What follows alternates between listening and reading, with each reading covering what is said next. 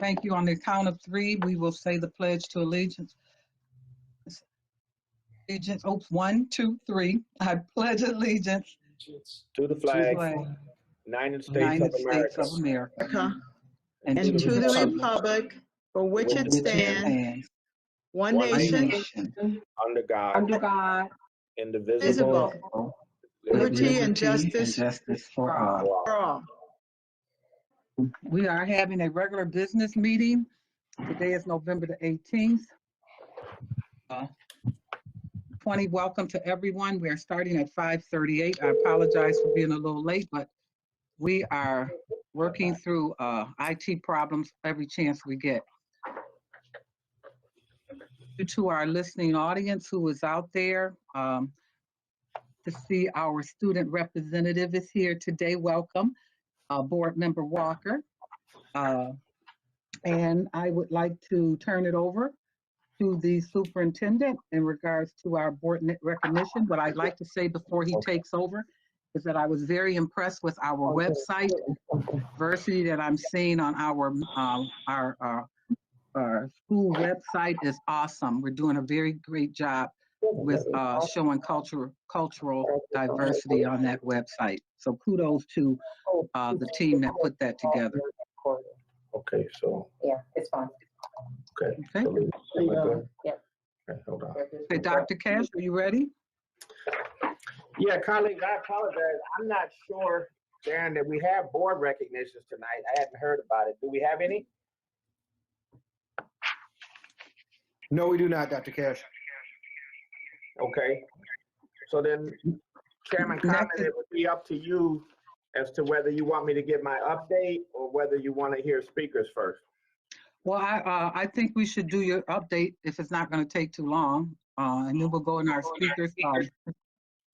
Okay. Tucci will follow with that. Okay. Colleagues, I had a number of updates, but I've trimmed them to 2 tonight because of the urgency of us as a county going into the orange zone this afternoon. I sent board members a notice to all district employees that I intend to send out pending any feedback or recommendations that you might have about it. I was just on the phone before we started the meeting with the Health Advisory committee members, particularly epidemiologist Dr. Oscar Gomez. I've been in contact today with the health commissioner and the office of the polling cards commissioner, and all of them agreed that it's a prudent decision to begin to draw back and pull back employees, as I've indicated in the notification. Wanted you to see it first before I make this official.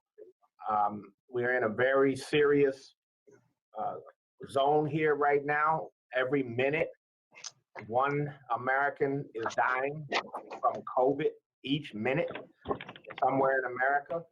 And here now in Western New York, it's at a very dangerous zone. So rather than continue the 2-day requirement of all employees, I've outlined here what my step would be. And when we begin this effective immediately. And because employees need a few days to come get their belongings and get the materials they need to work at home, I would want to give them this time to do it over the next several days, but wanted to be able to notify employees immediately. So those are my thoughts. The only one I've circled since I wrote this was the volunteer piece. Maybe I don't even want to do the volunteer. Make that a little more clear. What do you think, Darren, about that? That's just, I wanted to ask you before I ask the board about volunteer. Yeah, and because I know we still have some things to work out with that word volunteer, Doc. So if we just take that word out and just say may work, because we still have that 25% caveat on there, I think that covers it. Before we go any further, if I could, please encourage everyone again, if you are not speaking, to please mute your mic. People, if you are using your cell phone, please press the mute button on your cell phone so that we're not getting a lot of feedback. We greatly appreciate it as we try to have an effective and efficient meeting. Thank you. Okay, so therefore, board members, with that edit, what are your thoughts about me starting to bring staff home over the next period of time? I don't know how long we'll be in Orange, but the way this curve is looking is going straight up. Dr. Gomez said, so it's not about a few days. It's probably going to go to red before it starts coming back down. It's not plateauing. And I just think for the foreseeable future, we need to start protecting employees and start bringing them home. I have been in touch with the mayor and his staff about this relative to City Hall. I'm going to signal the same thing for City Hall employees that you know, they don't need to come in on the required 2 days as we head to Thanksgiving, and then coming off that break. What everyone is saying is likely to occur at that time. Dr. Gomez did say encouragingly that the vaccines are looking pretty promising. He said this Moderna pharmacy vaccine is looking very good so far, so that's encouraging. But we still have many tests to do. He said this is mainly in adults. I asked him, well, which population of adults? And then I also asked him whether it had been tested in children yet. He said it had not been tested in children yet. So it's still early on in regard to the vaccine. So colleagues, I'm informing you, as I said I would, on these high impact issues as we go forward. What are your thoughts around this memo and this notification? Okay, so we have a hand raised under Larry Scott, and next followed by Kathy Brown. Dr. Brown. So I read the letter quickly. I support it. I think it's wise. I think it's the safe and right thing to do. I do, though, feel it's necessary to maintain some access, safe access to our buildings. And one of the things that I'd like to have answered is it came up in one of my son's SBMT meetings yesterday as to whether they're going to have an opportunity to come to school and pick up more supplies, materials that they need, because they're starting to run short on those. I think that's a great question. And we would certainly need to prepare that. But because the staff doesn't know, this is just as of this afternoon, we'd have to get a plan into effect pretty quickly. Darren, you had a work session with the cabinet this morning. Did any of this come up? And if so, what are the thoughts at this time? This did come up, and so we are working, and in the letter it kind of identifies, we'll be working with supervisors, directors, building principals to develop a plan so that staff are able to come and retrieve the necessary items they need so that they can continue their work from home. But we want to make sure it's done so in a manner that there's no more than 25% of staff in the building at one time. So that's why we can use Thursday, Friday, next week, Monday, Tuesday to accomplish that, so that staff are able to work from home remotely. What I heard in Larry's question was about students and the families. So if they're running out, we're at the end of the first quarter, for example, if they're going short on materials and they need supplies or they need something to continue their work, what is staff planning to be able to help them with that? I think that's what you were getting at, Larry. Yes. If not, you go ahead and rephrase it. Exactly. That's exactly the question. I misunderstood. I do apologize. Because of the fact that students have not been in school yet, most of their supplies are already with them, because we did do a pickup when we had the younger students that did not have their laptops and iPads. We can definitely work on that with the school buildings so that any material students and families need, we will arrange times to make sure that we have that availability. Okay.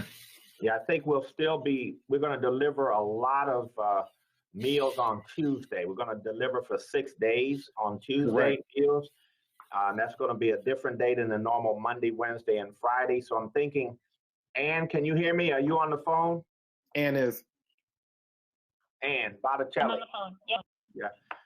Would you and your staff be able to put together any materials for children that they might need, or where you see the gaps that can't be done electronically, so that if we go out for a 25-day period, they'll be able to continue to stay current and not lose any ground as far as assignments. What are your thoughts on this question from Board Member Scott?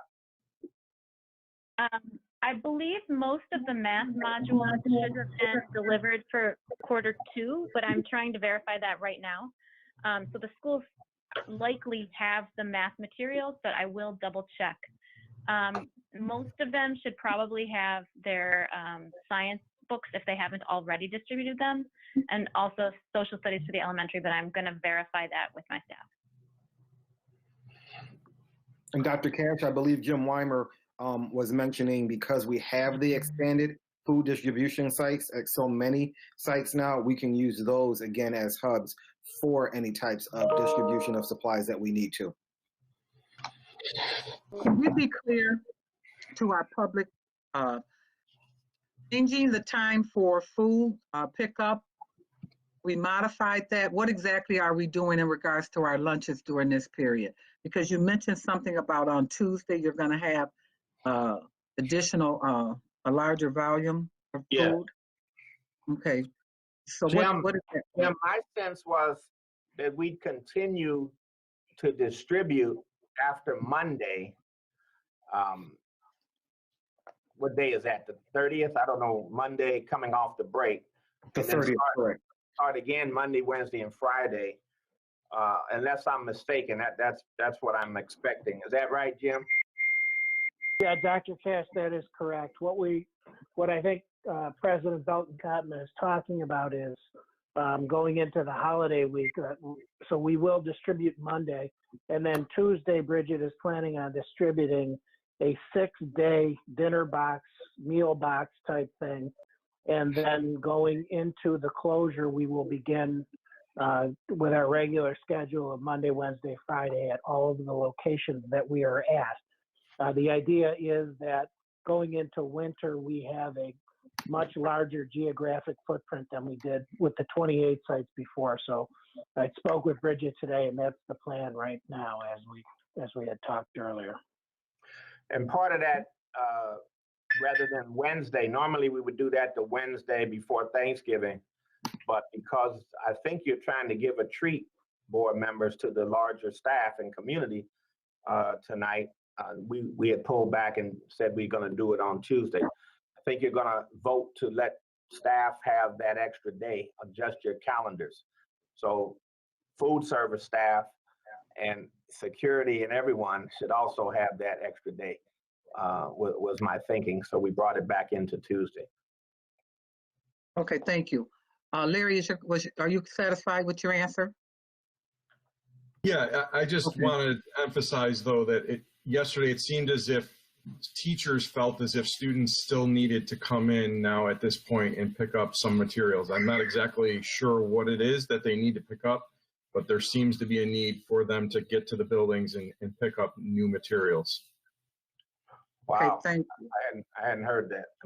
Can anyone that's listening in that's a staff member respond to that? Any? Can I comment on that? Dr. Cash, they're definitely going to want to pick up the math modules if they haven't already distributed those for Q2. But some schools may actually have already taken care of that. I wouldn't know without getting an inventory from the schools. Okay, And it's ASL, possible- take a quick look sometimes- into that, please, before we get started. I don't want confusion around this issue. This is a Yes, we will- safety issue first, and I don't want people coming into school in numbers without a safety plan. I'll find out how many schools would still need to pass out module 2, or Q2 modules. Okay, work with Cassandra and Toya around that as leads for elementary and high school. Okay? Yep. Okay, all right, All right. thank you. Okay, next we have Dr.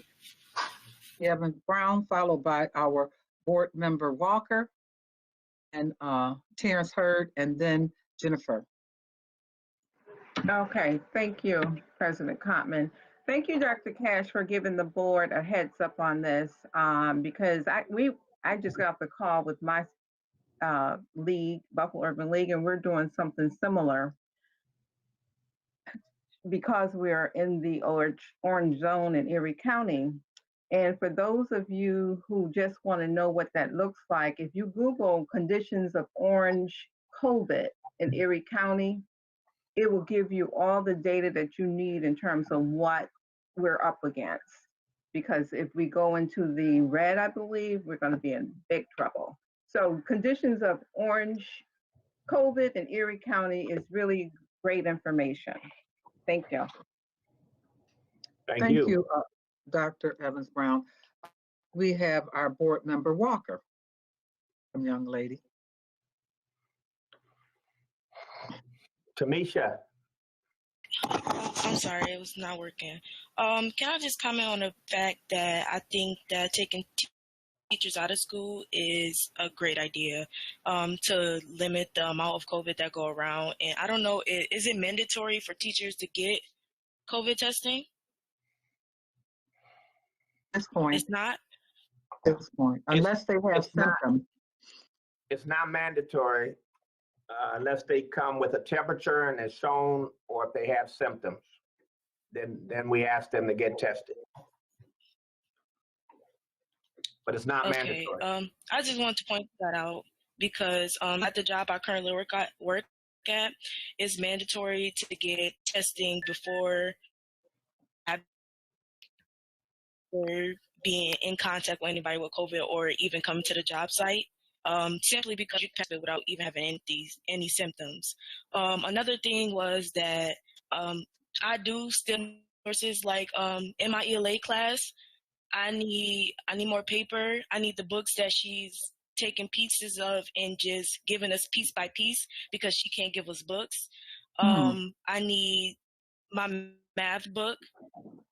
I need a lot of different stuff from a lot of different classes, like my textbook from my AP class. I can't really understand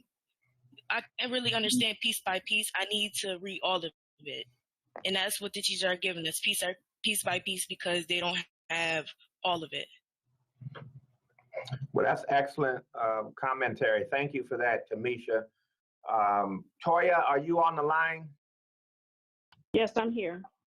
Okay, that's got to get solved. Yes. Students need their books. I'm not sure why they don't have their books. That's an absolute imperative. So I don't know if it's a one-off or, not a widespread thing, but could you look into that immediately, you and David, and make sure that our high school students have what they need, and of course the elementaries as well. But follow up with Tamisha, maybe you can have a better understanding of what she's talking about regarding herself and other students. Okay, Toya? Yes, absolutely, will do. So, Okay. Dr. Cash, is it possible that a complete list for the district be compiled? I'm being told via text right now that there are about 18 schools that need some information. So I'm asking them for the names of the schools. I hate when people send information to me and don't give me specifics.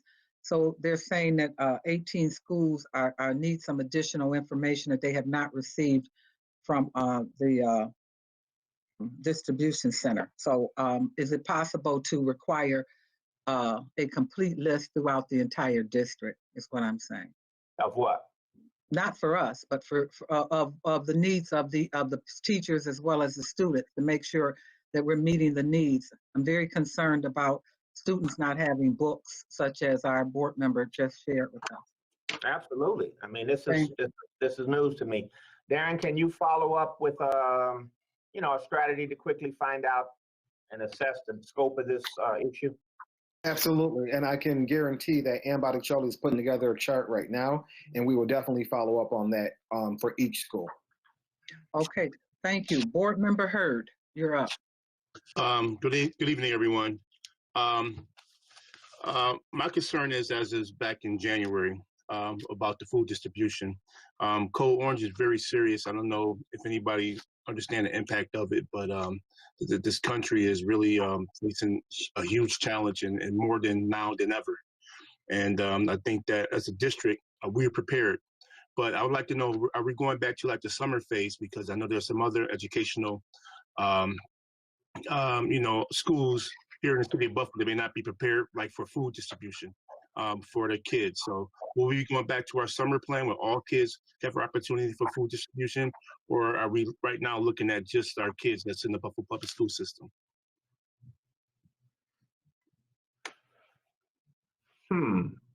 That's an interesting question. You're talking about where we offered at the very beginning to feed kids from charter schools, from Catholic schools, for whoever wanted to come pick up food, they could come pick up Families food. of need. It was Is that families what of you're need. talking about? Yes, sir. It was families of needs at the time. So in the summer, we were able to adapt as a district to, meet those needs of the public. But I'm not quite sure right now, are we looking at that? Because we don't know how long we're going to be in orange, or if it can go up to red, or if it's going to revert. We know that there's some medications companies right now that's saying, like you said, they got a 95% chance of beating this COVID. But until then, I'm not quite sure how long we'll be in orange, how long we'll be at remote learning, and it affects all our children in our community. Right, that's right. So your suggestion is, because no, the short answer is no, I have not planned to start the same process of feeding the community writ large, whoever wants to come up on Monday, Wednesday, Friday, food. But if you have some assessment of need out there, and if Bridget thinks she can do it and has the capacity, I'm not opposed to it, but it has to be based on need. Is what I would recommend. I haven't heard anything about that right yet, but we could be headed there. We could be headed there. Huh? I'm not sure how prepared our neighboring educational schools are parochial schools or charter schools, private schools. I'm not sure, where their finances at, or if they're able to do that. But I am concerned about, this community, and if we can find a way, or if it's feasible right now at this time to make sure that everyone's is accounted for at this time. Well, Jim, you have any comments before we go? Because I do. all of what I want to say. I do, Dr. Cash. I believe, and I may be misspeaking here, but I don't think so, that we are under the emergency feeding declaration right now until the end of December. Those types of things come from state ed and the USDA, the Department of Agriculture. But obviously, we just stepped into this new zone today, and I'm sure we'll be hearing more about it tomorrow. But they've been very good about all of that in the past. So I think we'll be in good shape. All right. Well, keep me posted, Jim, so I can inform the board that we're moving to ramp up food distribution, whether we're staying status quo or what have you. Okay. Will do. Thank you, Dr. Cash and Mr. Weimer. Board Member Makuzi. Good evening, everyone. I just wanted to make sure that it's clear that some schools are already distributing items. They planned ahead. We received a robocall as a parent. School 95 Waterfront is distributing materials for the next 5 weeks for grades K through 8 from Monday and Tuesday from 9 to 2:30. The robocall had gone out last night. So I originally raised my hand because I know that I remember hearing that. So I wanted to make sure that some schools might be doing this. I also just, as President Chapman said, folks are texting us in real time. And I'm getting that Hutch Tech has a lot of new AP students. They need materials in AP English, AP World, and AP US. And online codes would be very helpful. So just passing that along. Thank you. Thank you. Next, Dr. Cash, what would you like to share with us? Colleagues, just because it's also fresh off the press, low, moderate, and high contact sports have been put on pause by the Section 6, as well as the NYSPPSA for the whole state. And I just wanted your support in announcing that as long as we're not in school, there won't be any sports. So there's no confusion around that. So I'm going to be Okay. making that announcement district-wide as well tomorrow. Thank you. Is Okay, that so it? for now, that's my update. Thank you. Okay, I'm going to turn this part of the meeting over to Vice President Lou Petrucci, the speakers.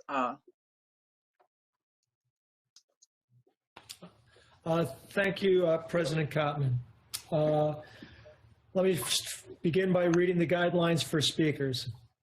At this time, the board welcomes speakers who have signed up to speak at tonight's meeting. Please be reminded that all speakers' remarks must be limited to 3 minutes or less. We ask that speakers be mindful that this is a business meeting open to the public and televised locally. Attendees and viewers include persons from throughout Western New York, including children. This board asks that speakers conduct themselves professionally and their comments remain civil and courteous, bearing in mind that they will be heard by people of all ages. This is an opportunity for Buffalo's residents to address the Buffalo Board of Education about issues that serve the public interest and district mission, and the board asks that speakers demonstrate appropriate decorum. Thank you. With that being said, our first speaker tonight is Vanetta Rhodes. Is Miss Rhodes here? Yes, I am. Good evening. Can you hear me? We can, Miss Rhodes. The floor is yours. All right. Good evening, everyone. My name is Vanetta Rhodes. I'm with Western New York Child Care Action Team. And the reason why I asked to be a part of today's meeting was just to speak to the Board of Education. And first of all, thank them for coming out and supporting the child care community since we had our town hall meeting back in August. On how we can work together as partners to provide for education support, food support, and so many other things for our children and families. So I just wanted to give a quick update and steps that possibly can move forward. We had the child care providers had mentioned a need for technical assistance because with the remote learning, that's an area that a lot of us are not familiar with, and we wanted to be able to be a support. We had many child care sites that did not have Wi-Fi, some that at that time did not have the technology needed to facilitate school-age children that would be registered at our centers and child care sites. The report back to that, of course, is, and this was right before the plan began to roll out for Buffalo Public Schools. First of all, we'd like to thank you for providing every child and family with the necessary computer that they need so that they can do the online learning.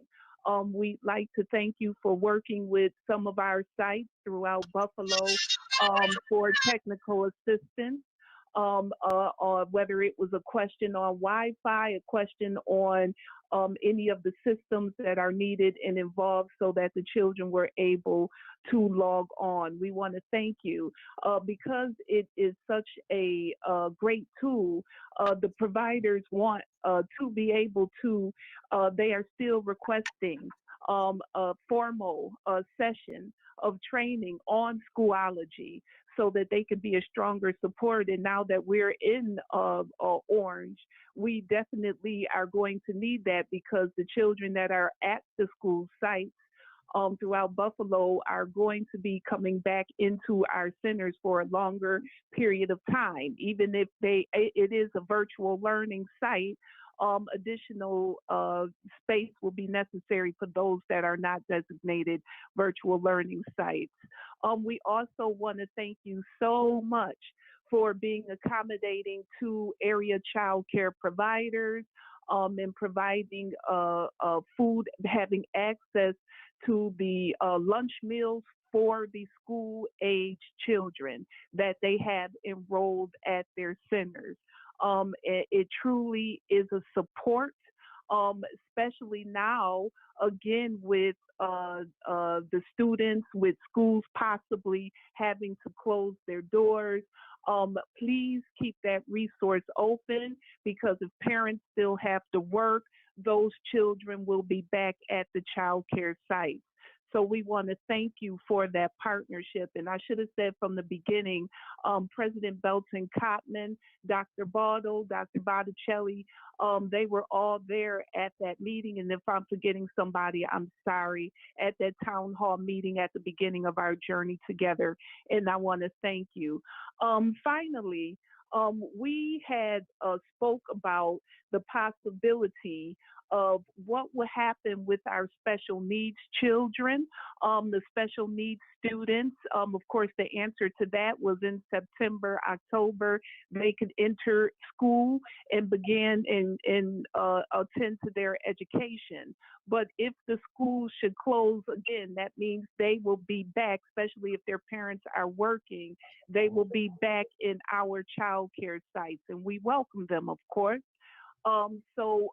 Is there any way that we can get additional support from Buffalo Public School for these children? Will their therapists be able to continue to visit our sites to do their hearing, their speech, their Ms. OT, Rhodes, Yes, can you is tie time this up? finished?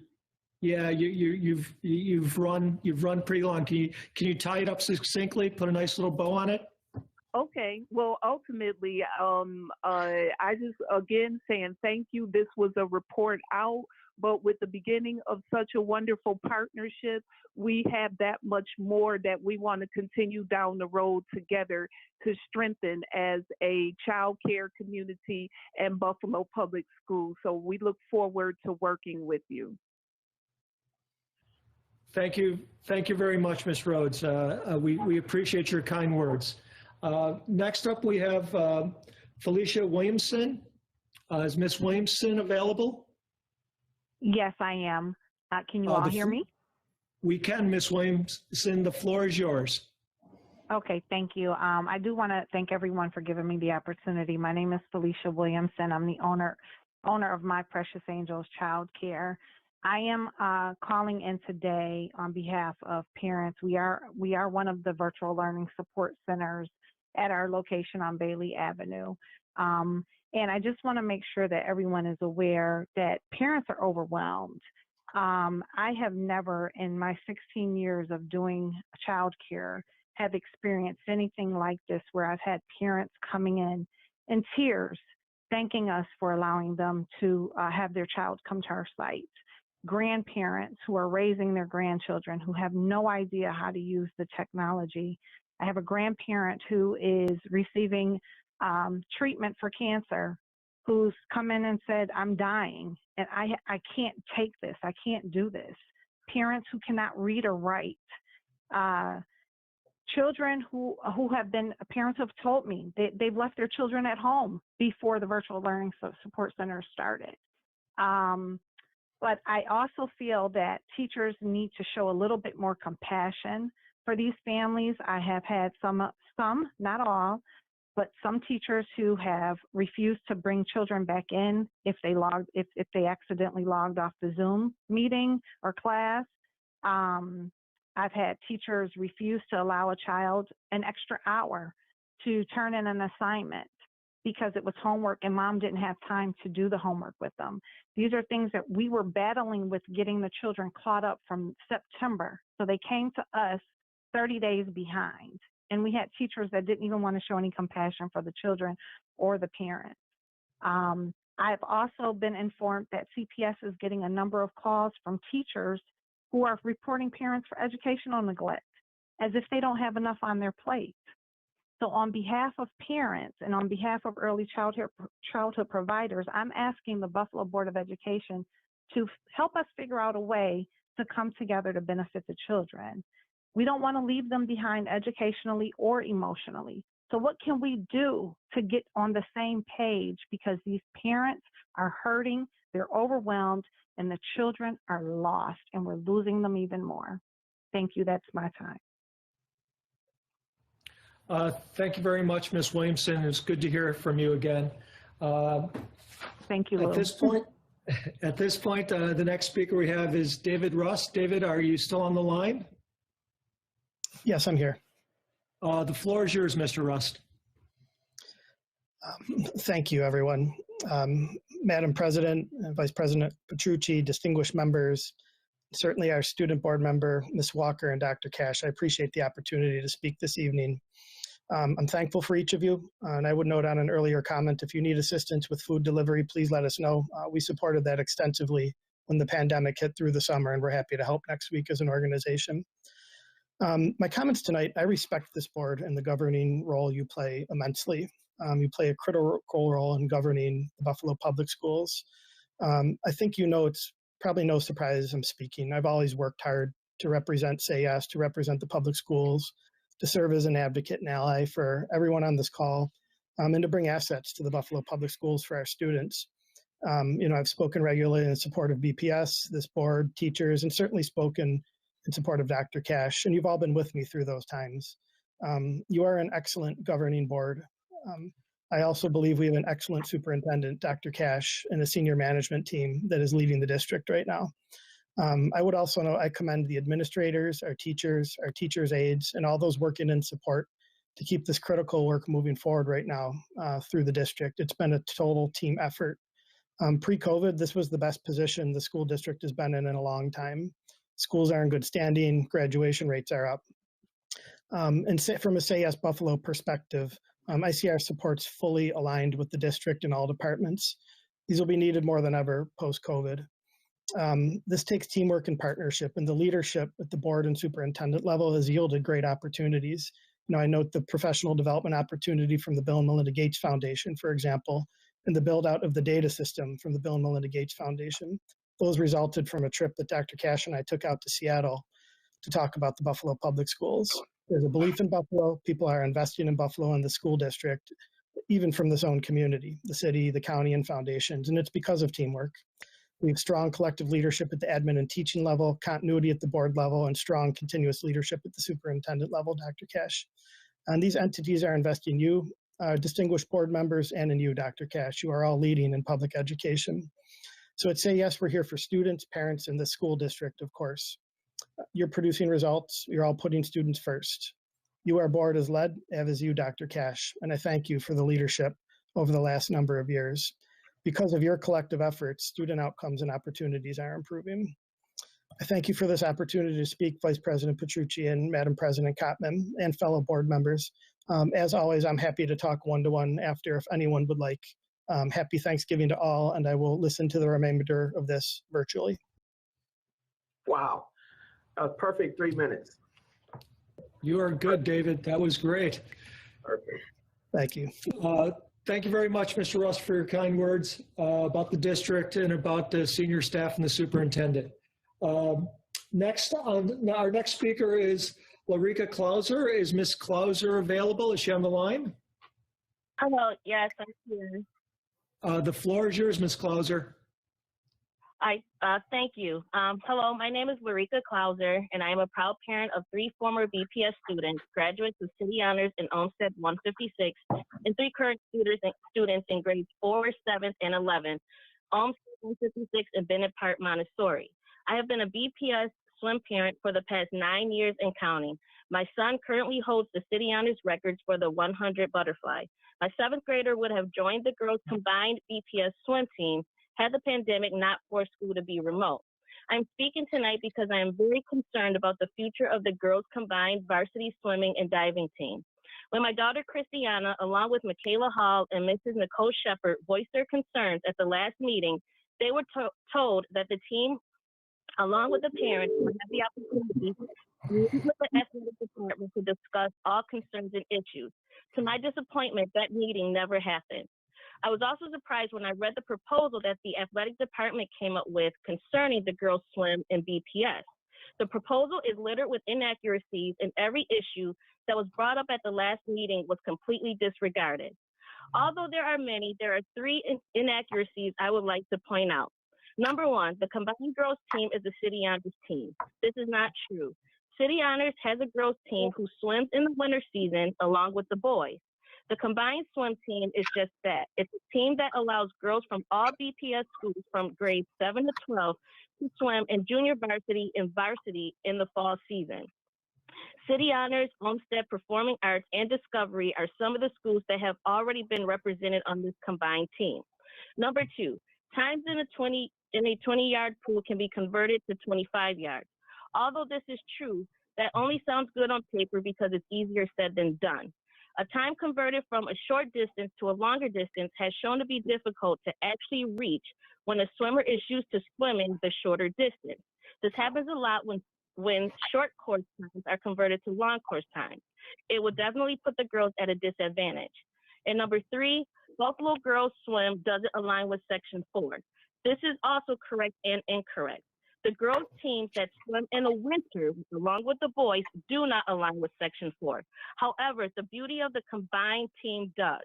The girls in the combined team swim in the fall and all have the opportunity to qualify for class, sectional, and state meets. The combined team has already had success in both class and sectional meets. The creation of the girls' combined BPS team is the best thing to happen to girls swimming in the city of Buffalo. I have watched this team firsthand grow from its conception 5 years ago. And every year the girls grow stronger and more competitive. One example is during most meets last year, even if the team lost the meet, our girls, the BPS girls, took first and second in the 100 breaststroke. This combined team has shocked the suburban teams over and over with their talent. The swimsuits that the girls wear do not say City Honors. They say BPS. Each girl represents their home school and the city of Buffalo with such pride that these girls should. So I ask, why fix something that isn't broken? Disbanding this team could very well be the downfall of the BPS girls swimming as we know it. It would be a sad day if that happens. Thank you for your time. Thank you very much, Ms. Clauser. I will just remind the board that I do believe that former board member John Licata did hold the butterfly record at City Honors at one point. But moving forward, thank you for your comments. I appreciate them very much. Next, we have Keith Jones, a concerned parent. Mr. Jones, are you on the line? Sorry, can you hear me?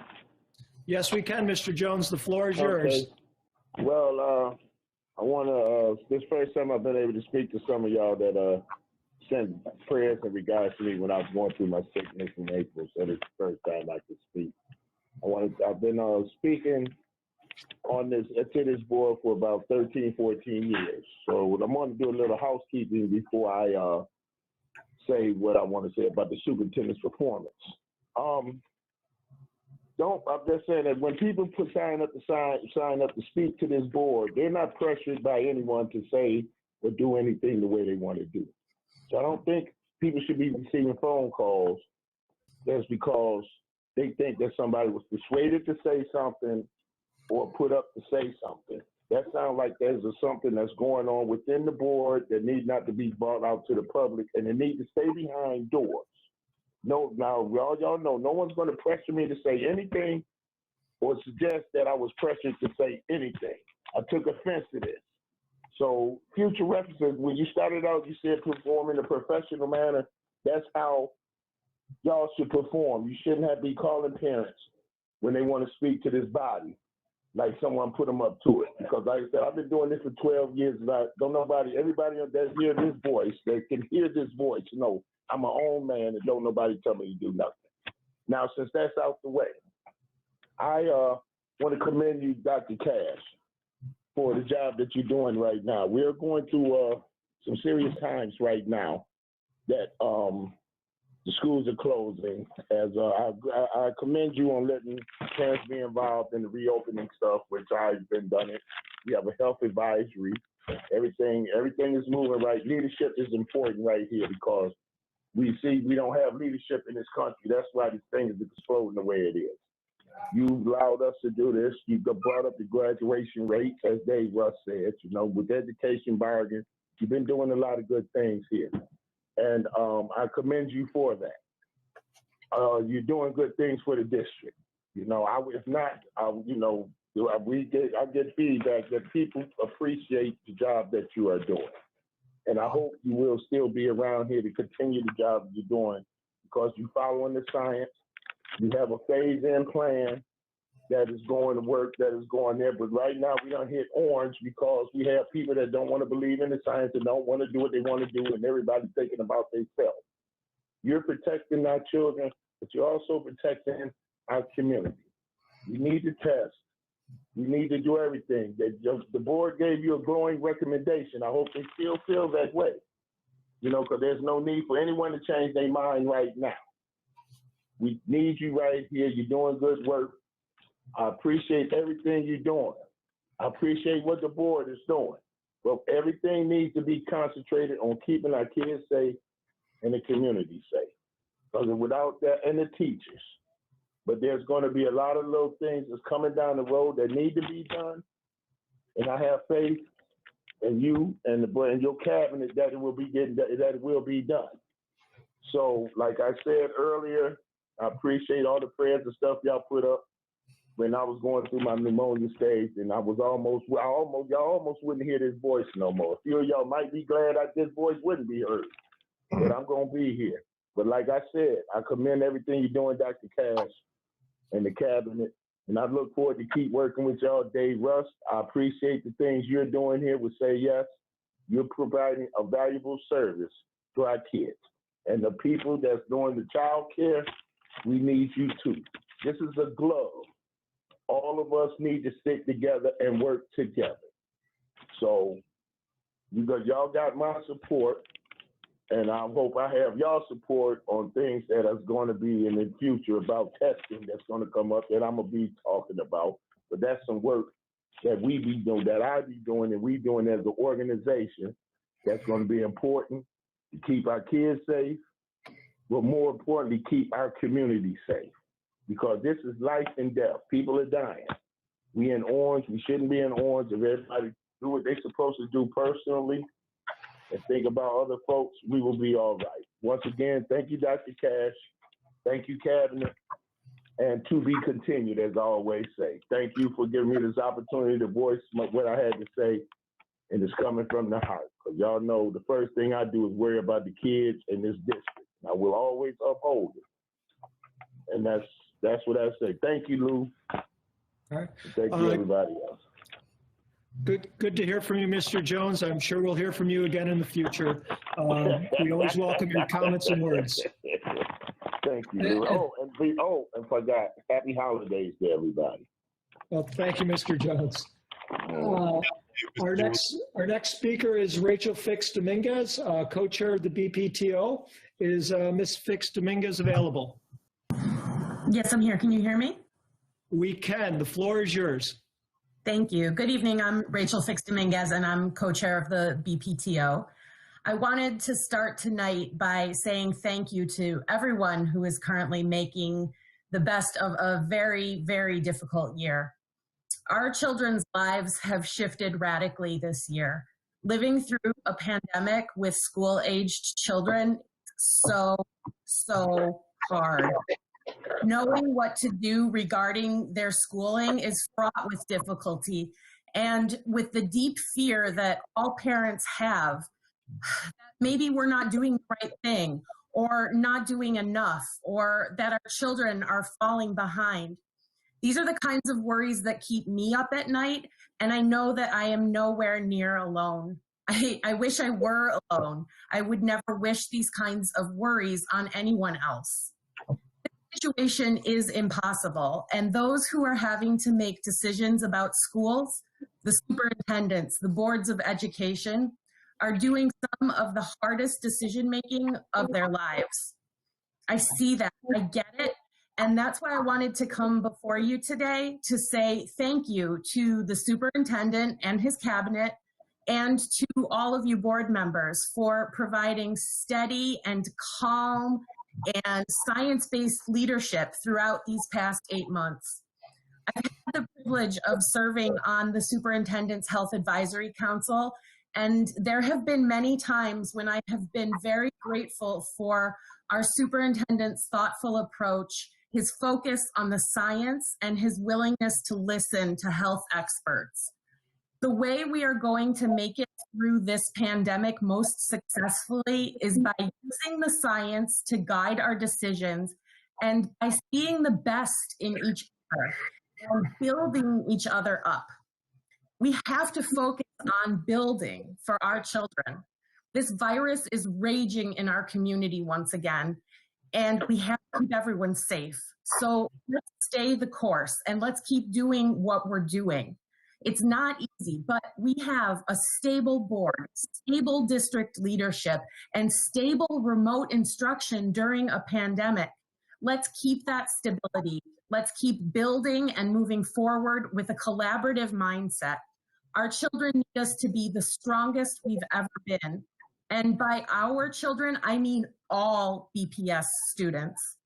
I'm speaking tonight as a parent. Parents have never been more important to this district than we are right now. We are doing massive amounts of work. We have taken on the heaviest of burdens. What we are asking of you as a board and a district is that you help us by continuing this reasonable, scientifically based, strong leadership. We want to see you have a laser-like focus on safety, equity, and our children's futures. Keep doing what you're doing. Push harder to do more of it, since parents are out here pushing as hard as we can. We're all in the education bargain together, and we thank you and offer our support to you, our superintendent and our board, for everything that you have done during these most uncertain times. Thank you. Thank you, Ms. Fix-Dominguez. We appreciate your comments. That concludes our speakers.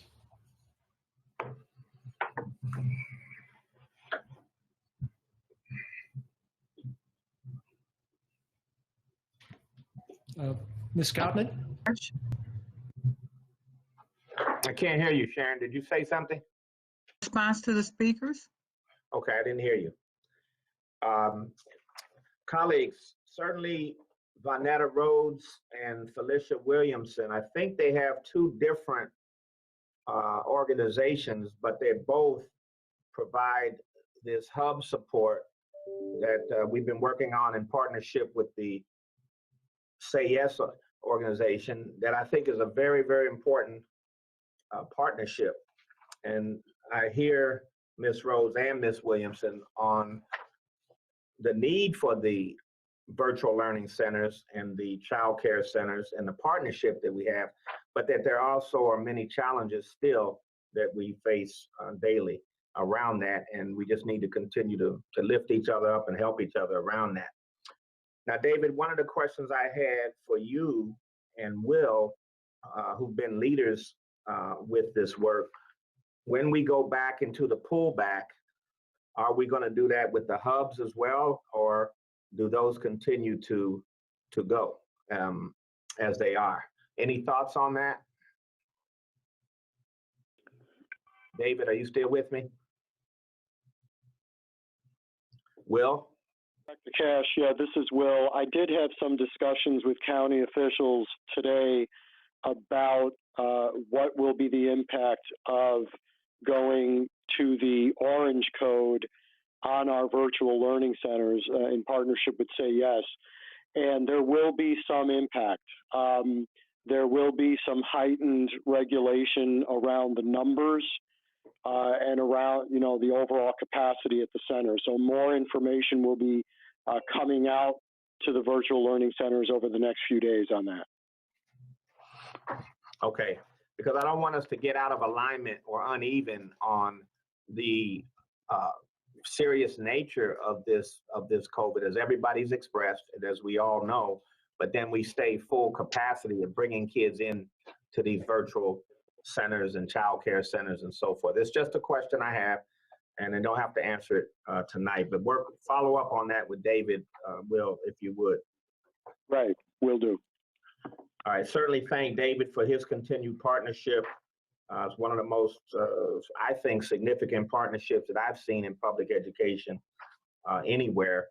And we're fortunate to have such a partnership with Say Yes. And thank you, David, for offering to support food delivery during this time.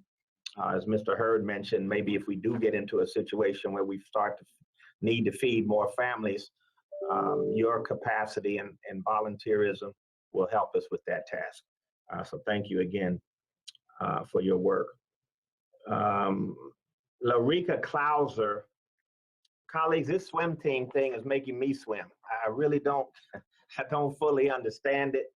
I certainly don't want to deny students any opportunity whatsoever. I think what we need to do, Mr. Hurd, is just either bring this to a devoted ad hoc committee or a devoted student support services work session, just so we can all understand, hash it out, hear all the arguments, because at the heart of it, I thought was equity. And I thought we were trying to improve on that issue for our students. But Ms. Clauser and the communique I received from Ms. McCosey seem to think otherwise. So let's just sit down and figure out what's going on with all of this and keep the discussions moving forward and keep everything status quo until we understand the issue fully. And then we'll try to reach consensus on how to move forward. That would be my suggestion. But thank you, Ms. Clauser, for your comments this evening and your advocacy for the young ladies in the swim team. Keith Jones, certainly, you know, we go back to Memphis, and you're right. Nobody can tell you anything, not even when to stop speaking. So thank you, Keith, for all of your good work as an advocate and for being real, being authentic. Always appreciate it. Rachel Dominguez-Fix, sort of unequaled, really, in her eloquence, as always, and really a message of unity is what I heard in her message and her comments, and certainly we would support that. That's what's needed right now more than ever. So those are my comments, Mr. Petrucci and Board Chair Ms. Cottman. Thank you, Dr. Cash. I'd like to comment on one of the things that the Mrs. Rose spoke about. That organization recently started, and they asked our staff to put together a information session for the Universal Pre-K program, and Kelly Baldo and Jessica Bowers has been working on something to help to try to bring more community-based daycares into the fold.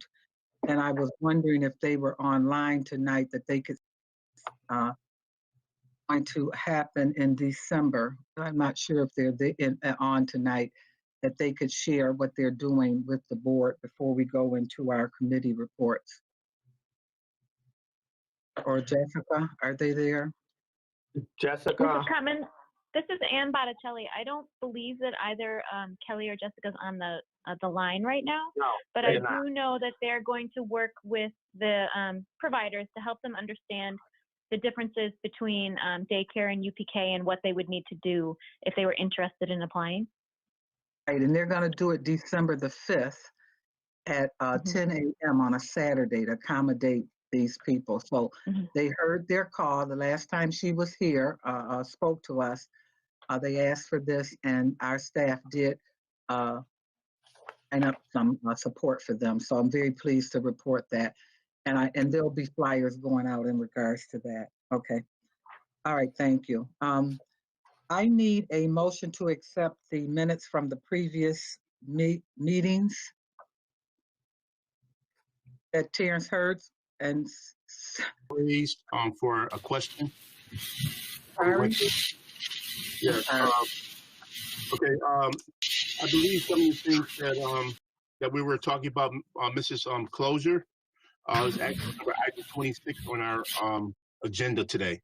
I know the possibility of moving that up before so that the athletic department can report back to those individuals. I believe they're on hand right now. What's that, Mr. Hurd? We talked about Ms. Closure's actually number item 26 on our agenda today. I'd like to know the possibility of moving that up so that they can get the information that they were looking for. I believe from our meeting yesterday with the athletic department that they did put out a report, and they was prepared. Colleague, what I was mentioning in the speakers was that there's a lot of information in there that I'm not aware of, and I, my staff is prepared to answer all of it, but it could take another hour or so. It really could, because it's about a 4-page sheet, and what I had recommended was moving that to either a devoted ad hoc committee where we come and hear all the issues at that committee just on that, from Ms. Clauser, from any other advocate around the issue. Then our staff respond. I hear the issues, and then we bring it back to the full board on kind of where we are. I just think that would be a better, smoother use of our time. It doesn't dismiss it. It says it's live, it's active. Let's keep working on it. But I think tonight it could get quite involved because there was a lot of new information in that email that I wasn't privy and aware of, and I'd like to be more aware of. So if you'd accept that recommendation, I think that would be a constructive way to move forward. Of course, Dr. Cash. So we'll be moving item 26 to, would this be you said independent or a devoted ad hoc committee for the swim diet program? I think if you develop an ad hoc committee, not on Thanksgiving or on Christmas, then because you guys meet every day, it seems like, I'll be happy to attend it. I'll be there, and we can work it through. Meet with both, meet with all the parties, get a good understanding of it, and then come back to the full board, or come to committee as student support services. Not trying to delay it, but just try, because it's not going to happen this year. This year, sports is paused, right? So this is a good time to work on this issue, get clarity about it, and then bring a recommendation to the board and/or to me so that my staff can implement it. Okay, thank you, sir. We'll work this at a future date. All right, thank you. Thank you. Thank you, Madam Okay, President. are we ready to move forward? Okay, now, motion to accept the previous meetings minutes for August the 19th and October the 21st. So moved. Okay, Larry moved, second by who?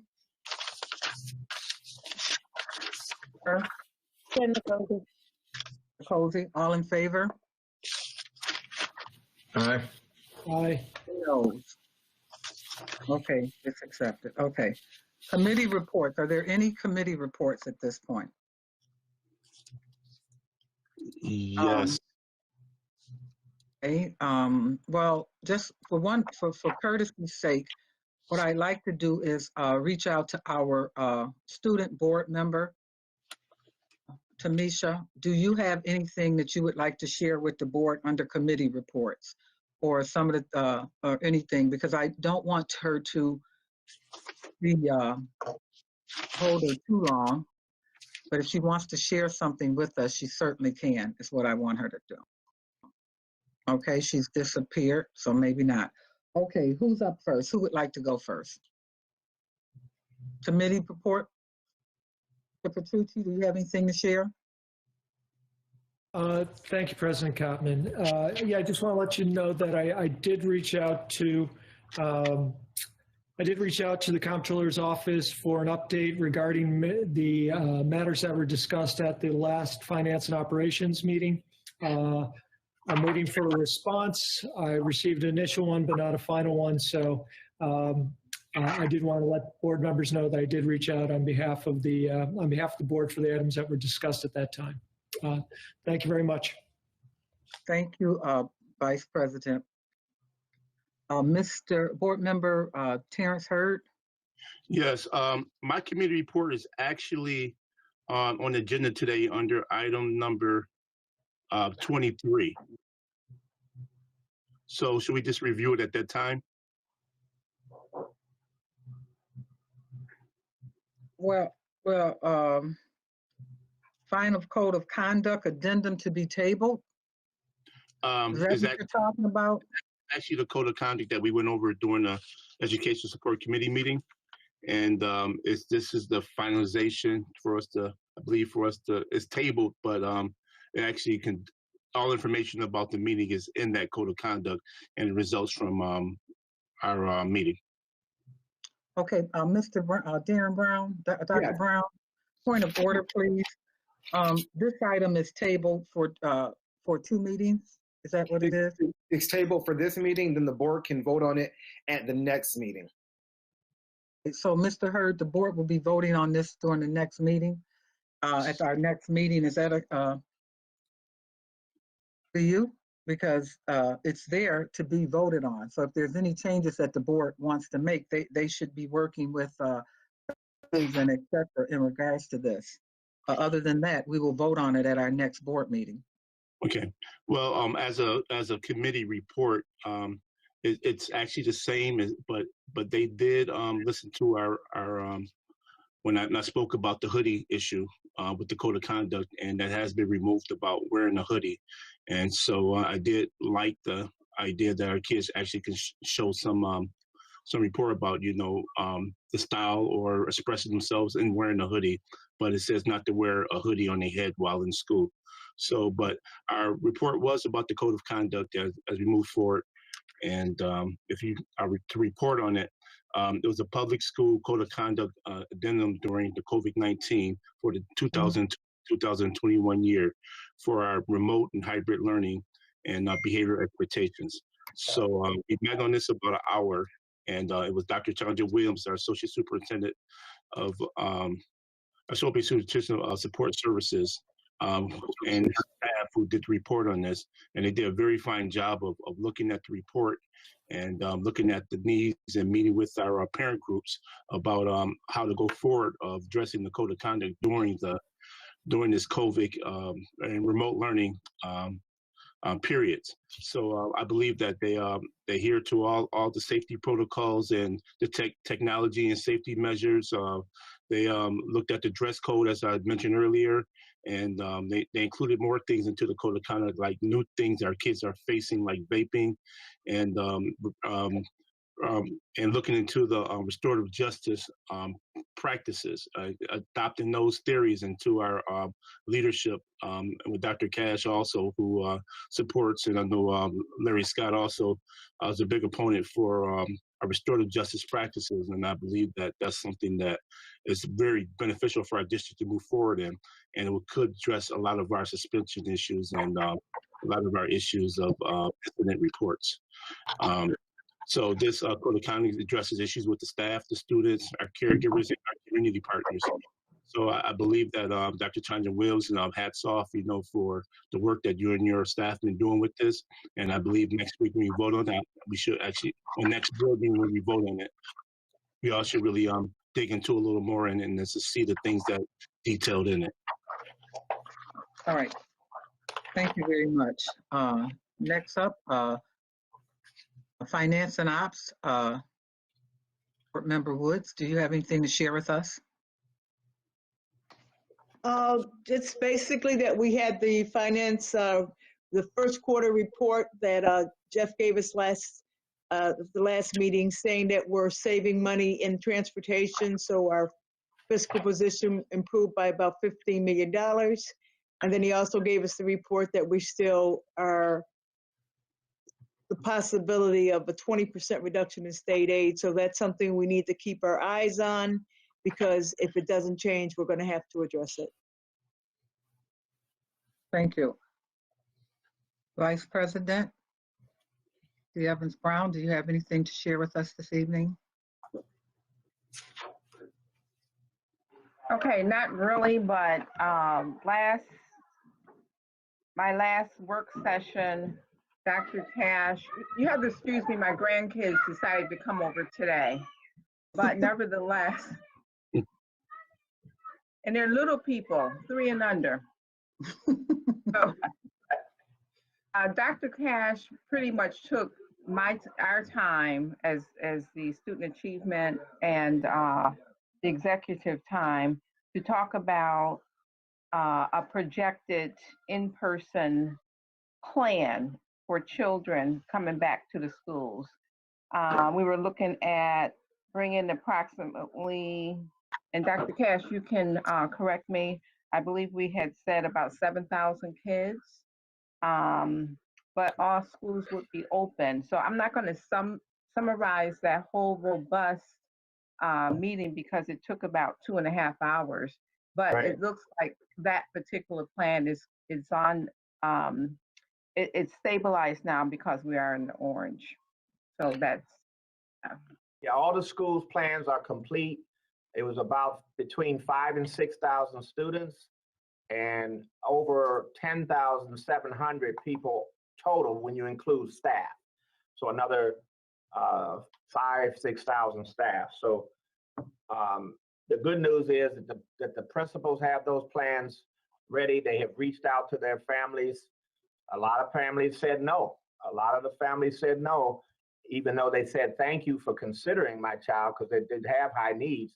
But at this time, I'm not confident to send my child back. I think they said something like 40 or 50% of the responses were coming back that way. But we're ready to go with transportation. We're ready to go with all of the PPE equipment, special equipment, when the time comes to responsibly and safely return to school. Thank you for that. Dr. Evans-Brown, do you have anything else you'd like to share? No, not at this time. All right, thank you. Okay, our board member, I'm not sure, Tamisha, did you have anything to share with the board at this point? Or Tamisha? Yes, I'm here. Thank you. I don't think I had anything to share with the board. I just want to say that I've been hearing all good ideas lately. Currently,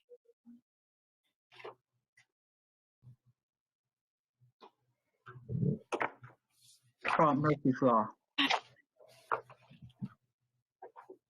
It's frozen. Sorry, Tamisha. question about the system actually. Currently, hello, do you hear me? It's sort of frozen. Now you're moving again. You can hear me? I can hear you now. Okay. I was saying that I was wondering about the grading system. The first quarter has just closed, and I haven't got some of my grades back. And also, other students are worrying about the grades. And my question is, like, what is the grading system, and how is it going, and what is going on? I don't understand. Teachers aren't telling us anything, and it's just a concern because from my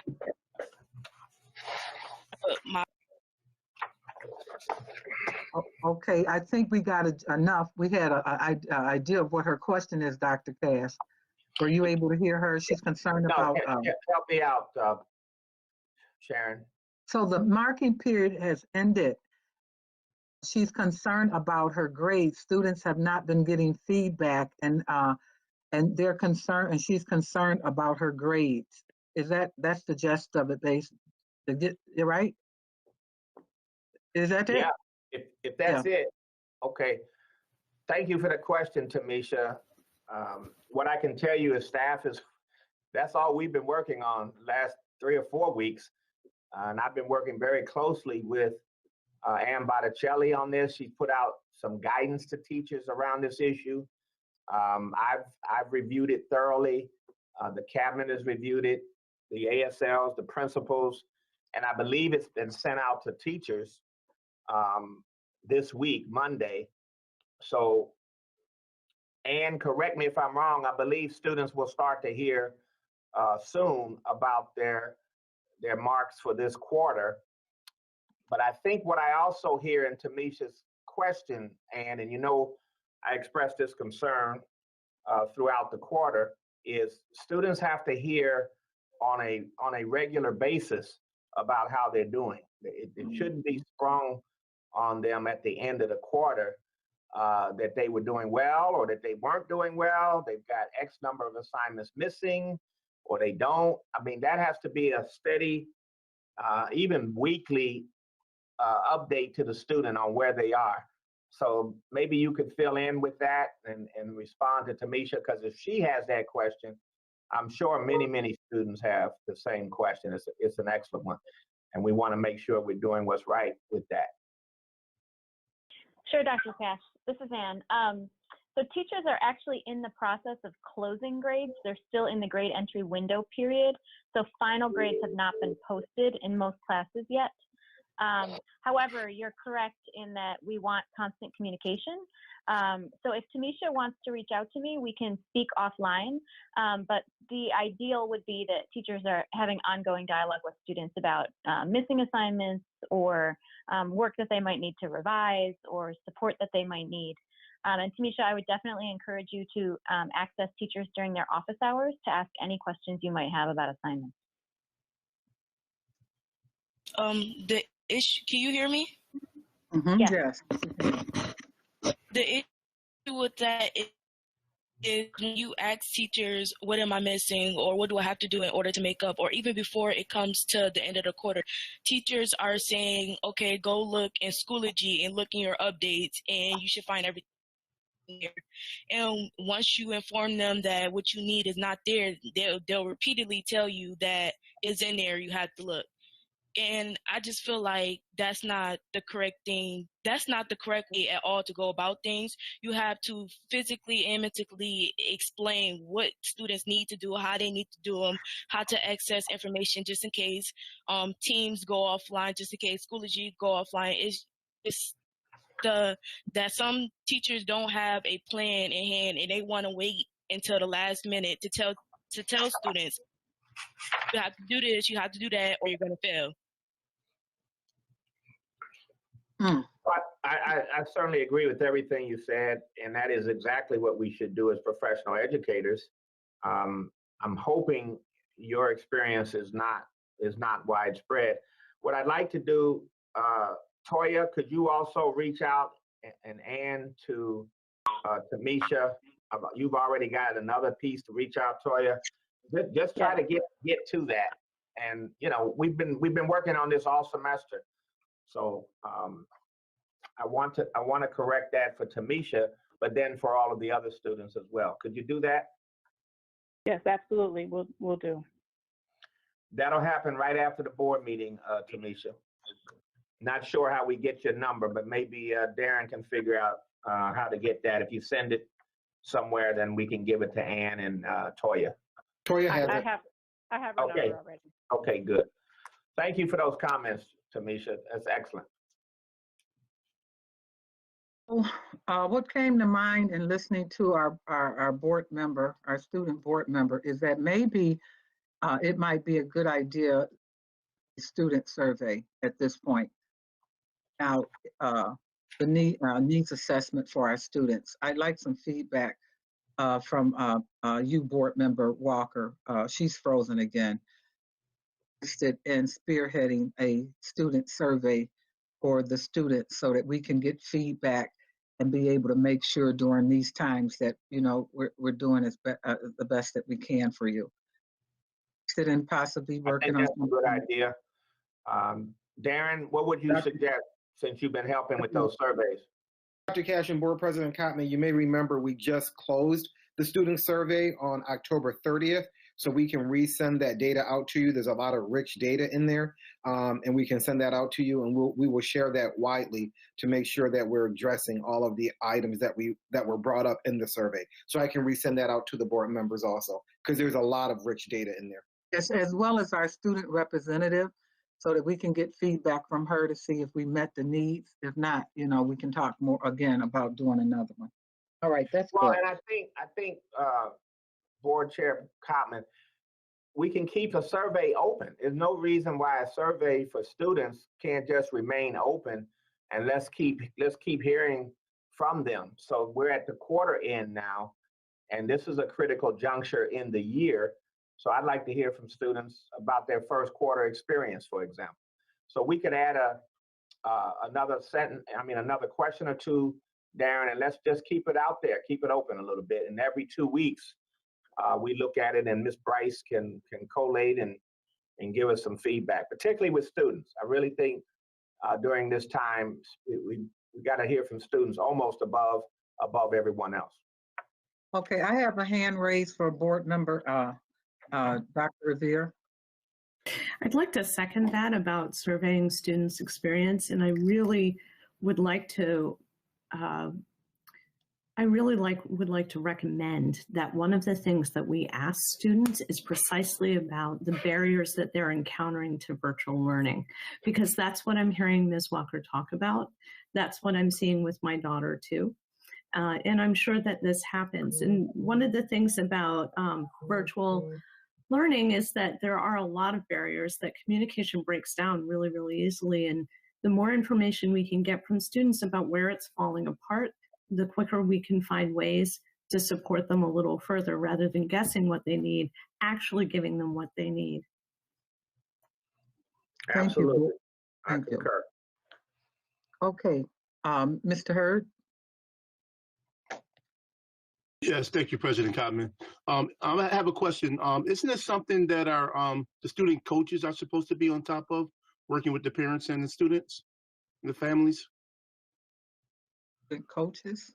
The family liaisons that we have. Yes.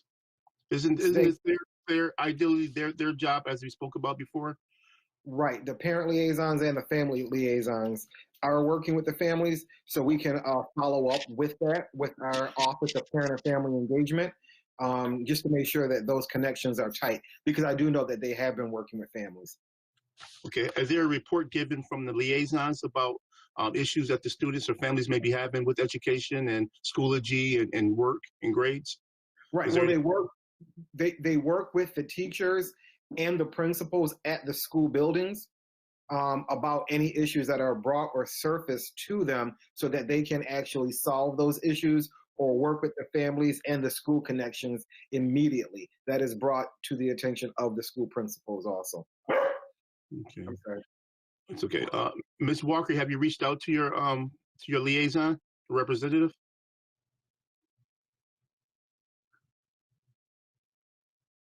Ms. Walker? Please. Did you have opportunity to reach out? I'm sorry. We can't hear you, young lady. I'm sorry, can you hear me now? Yes. No, I have not. Okay. Do you even know who she is? No. All right. Thank you.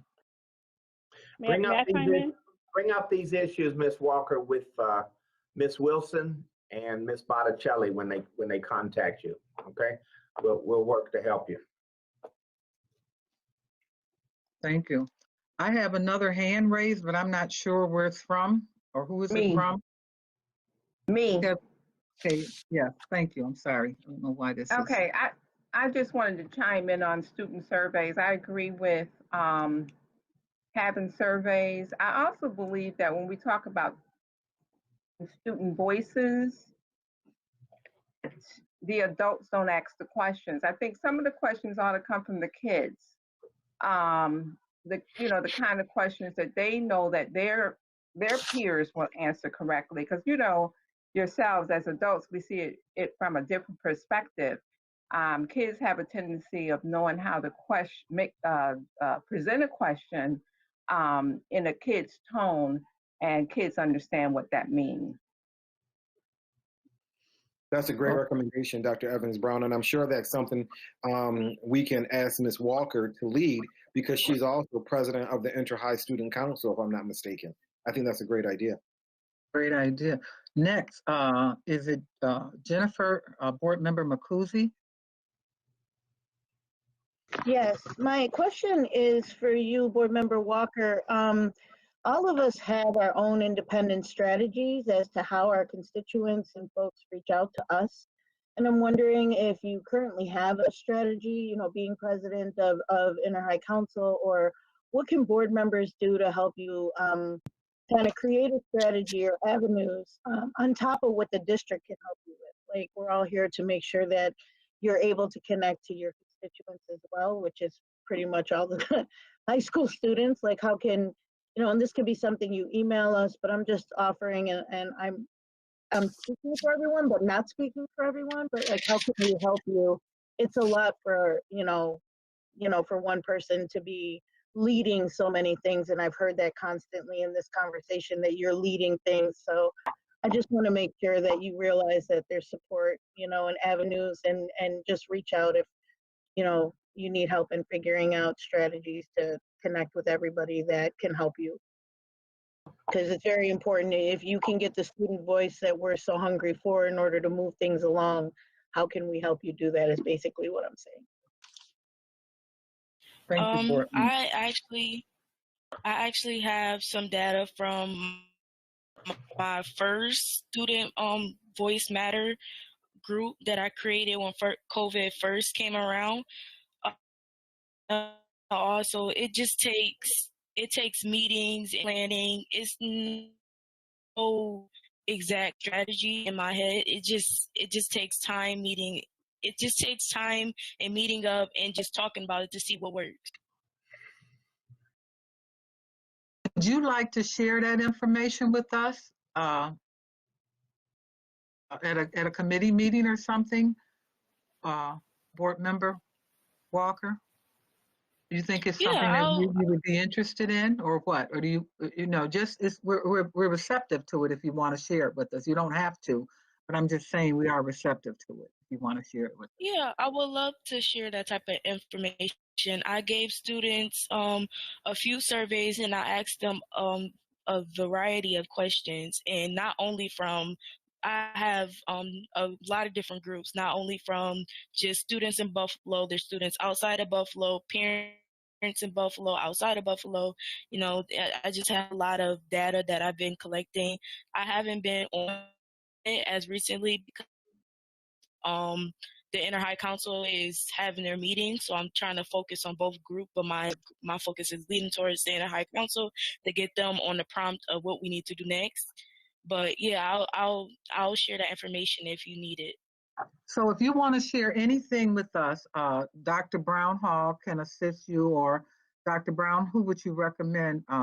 Would she work with the person who's assigned to Inter-High, or what? Absolutely. And I've been connecting. I know that Nicole Bicina is the staff person over Inter-High. For example, I know that Nicole worked with Tanisha to review the board docs, and then I'll be working with Nicole. So Nicole works to, help us with that, and then I can work through Nicole, who reports to Dr. Tanja Williams. Thank you. I have another board member hand up, Terrence Hurd. Yes, thank you, President Cotman. President Cotman. What I would like to do, Ms. Walker, is possibly you invite us to your meetings, and we can sit in and listen to your meetings at some point. So if you can let us know when you meet and when your teams meet together, so that we can come in as an ear and listen in to see and hear some of the voices, through student voice, about what your concerns are, what you're not prepared for, what you want to help work for in the future. And I myself, I will clear my calendar just to make sure that I can partake in it. And if you need any help with it, please, I believe the district should be helping you, put this together if you can, and put it on the calendar. Are you using like a Zoom platform or anything like that for the meetings? Okay, if you can help you can distribute that link, or we can put it on one of our links to get the meeting going, and so we can listen in. But we'd love for you to facilitate it. I'd love to hear, some of the language that's going on and talks, and how we can assist you throughout this process. Okay, thank you. So just so you know, we're receptive to whatever we can do to accommodate you, and we're interested in hearing your voices of the students' voices. Okay, everyone satisfied? Good. Okay, moving forward, we are going to need a vote to a motion to accept the consent agenda. But second by Hurd. Okay, moving forward, let's see. I have number 13A, Ms. Brown, and I want to be clear here. I'm sorry. Oh, this was Nate Kuzma. I just wanted to be clear and make it known that as our practice, the board resolutions are typically separate and apart from the consent agenda. Thank you. So did you hear that? The board resolutions are separate and apart from the consent agenda. Okay. Number 13A, I have Dr. Evans Brown.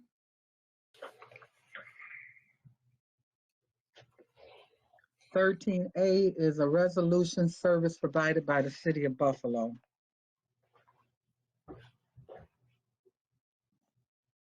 Do you have a question about that, Dr. Evans Brown?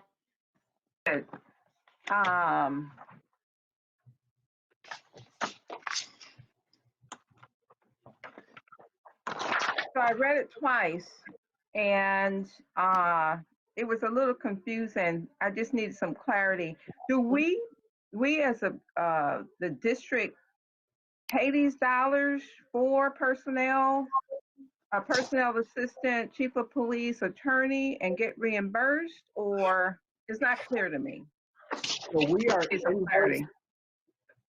Thank you for the question, Dr. Evans Brown. We are invoiced annually from the city for those 3 positions, and then we actually pay the invoice. So those individuals are paid through by the city, and we actually reimburse the city. For example, the personnel assistant works in the civil service office. So years ago, we always had a very long time with getting processing through civil service. So one of the remedies was that if we fund a position, that position would work wholly on Buffalo Public Schools items, which has increased the time that we get items through civil service for processing. So we have 3 positions with the City of Buffalo that we are invoiced for. These figures up to 60,000, up to 190,000, up to 100,000, these are the actual numbers, or do they vary? Based on who holds the position.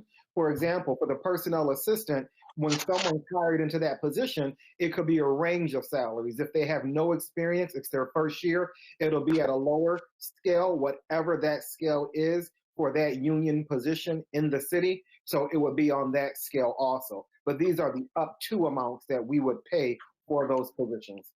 And that does not all include salary. Please keep in mind, for example, chief of police, it says 190. That's for salary, benefits, and other things that we are invoiced for. Okay, well, thank you for the clarity, because I wasn't sure if that was, real or just something that is here. I wasn't sure. Right, and the board, thank you, and the board approves the resolution every other year. Every 2 years, the board approves that resolution. The last time it was approved was September 19th, 2018. Okay. Are you good? Okay, thank you. 17B, I have questions from Hurd and Scott. I had a question on 13 also. I'm sorry, I didn't see that. Okay. I see on 13, it talked about a typist. It also talked about a liaison between the district and the Buffalo Police Department. What are the other services that's actually being included in this? I wasn't sure, and I didn't want to put into an email, so you had to write a long email out. So just a basic overview about what services are actually offered in this, because it's actually my first time seeing it. Well, we would have to pull the job descriptions for you, Mr. Hurd, to list out everything. And I apologize. Earlier in the resolution, it does say typist. That was changed to personnel assistant, so it could be more encompassing. But I can actually pull the job description for a personnel assistant, because there is a lot that the individual is able to do. The attorney position speaks for itself, and I don't know if Mr. Kuzma wants to add in, but they handle a lot of like the slip and fall accidents and everything that come to the district. Any claims that are made against the district, the city does handle that for us. Okay. I would love if you could email me the job description. It was my first time seeing it, and I was just wanting a little more detail about what services I can email that to the board. Like, for example, personnel assistant is a very detailed one, so I can email that to the board, absolutely. Thank you, sir. I appreciate it. Okay, thank you. Next, 17B, I have Hurd and Scott. Yes. I just wanted to make a comment and then ask a question on this one. Sometimes some of these contracts get lost and the public doesn't get to hear about them, but this is important. It looks like we're investing in with Say Yes Buffalo, a partnership between us and Say Yes to launch mobile health clinics that will provide healthcare as well as COVID-19 testing for families and staff during and after school hours. Obviously, something that's very important and necessary, especially when we begin in-person learning. What I was wondering is, when there's hope on the way for a vaccine, and I'm wondering if there's potential for these mobile health clinics to be utilized when a vaccine does become available. This is Will. It's a great question, and I will make sure to ask that tomorrow. We've been focusing on, obviously the COVID-19 testing is the priority, but the upcoming vaccine access, I think, is a great question. So I will ask that question and get back to you, Mr. Scott. Thank you. Sharon, can I comment? Mr. Petrucci. I just want to kind of build upon Board Member Scott's comments. These have been under discussion for a long time. I know that we have a lot of health. We speak about food deserts in the city of Buffalo, but we have healthcare deserts in the city of Buffalo. So as much as COVID testing is a priority right now, the ability to have these type of mobile health clinics that could respond to a variety of issues throughout the city of Buffalo, I think would be a great benefit to the district. Thank you. Right. To your point, Mr. Petrucci, the dual purpose is to include primary health care as a mission for the mobile health clinic, so that will be a part of it. When we ramp them up, it will be, of course, to focus on the required percentages of testing in colored zones where orange or whatever the situation is, if we go back to yellow and kids end up back in school. So it's to have the ability to do that. But primary health care will also be a key mission for the clinics. Thank you, Dr. Caresses. Okay, Mr. Hurd, Board Member Hurd, do you have anything to say on this? Yes, I would just like to say that our board member, Vice President Lou Petrucci and I spoke about this a while ago, and presented it to Dr. Darren Brown for the feasibility of, and talked to Tanja Williams, submitted some information to her also about getting the mobile units. I'd like to see, we also spoke with David Rust over Say Yes about the possibilities of it. It's like the initiative that this is formed here, and the work that this district has done to help put this together, and under Dr. Cash's leadership to implement this and make this actual, finding a way to help our kids and doing testing for our COVIDs and other elements that's happening within our area. So I'm sorry, is this a new thing, or is this something that we've had before? Because I've seen this before. Yeah, we was working on building a relationship with the county to have the mobile units work here in this district, and so Dr. Tanja Williams made many calls back and forth with another medical facility, but I know David Russ found a way to get put together and work together with the district. So just like to say, just thank you for this initiative of working and trying to find out avenues for our parents, because at the time our parents were saying that our they couldn't get in, to have the child get the immunizations at that time, and that's one of the things that we were working on, is trying to find a way so our kids continue with education. Right.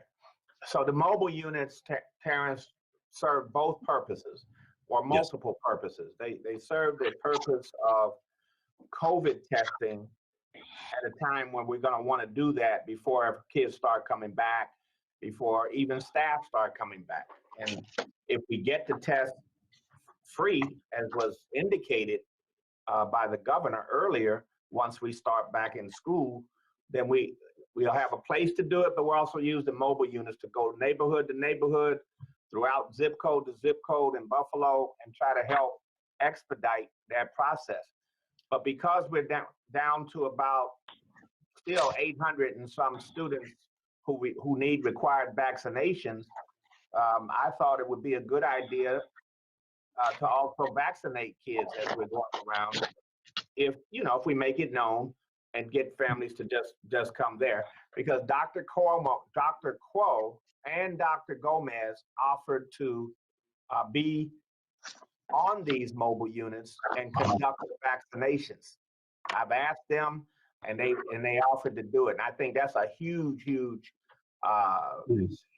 thing for them to offer to do for our community. So we're ready to go with it as soon as as soon as you approve it, and then we'll start to work on a plan.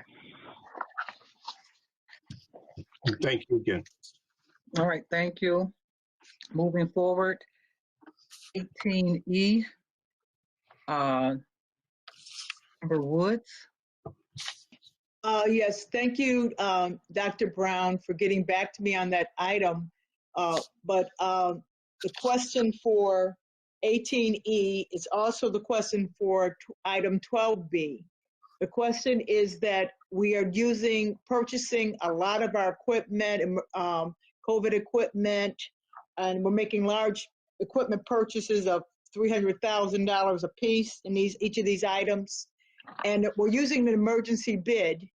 And my question was, when you use an emergency bid, please do 3 telephone calls, which is like the minimum effort.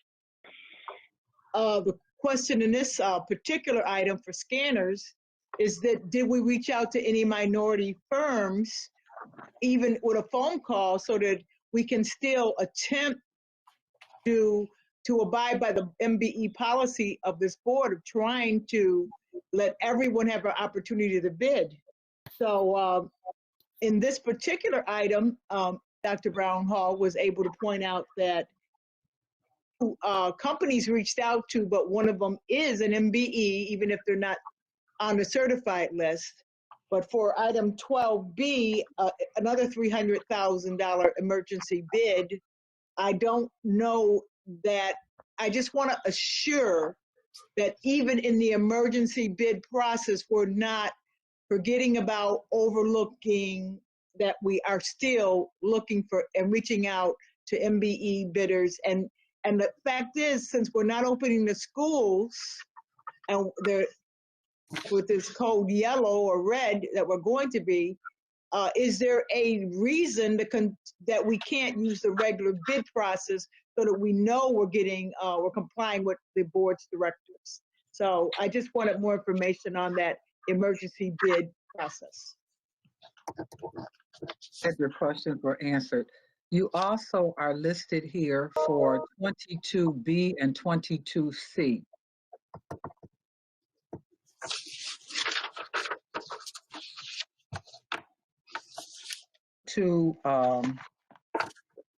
B is the budget amendment relates to the CARES Act grant fund, and C is 6/30/20. Action plan. Board Member Woods, you are listed for. Question that I asked about the 22B, the budget amendment for the CARES Act.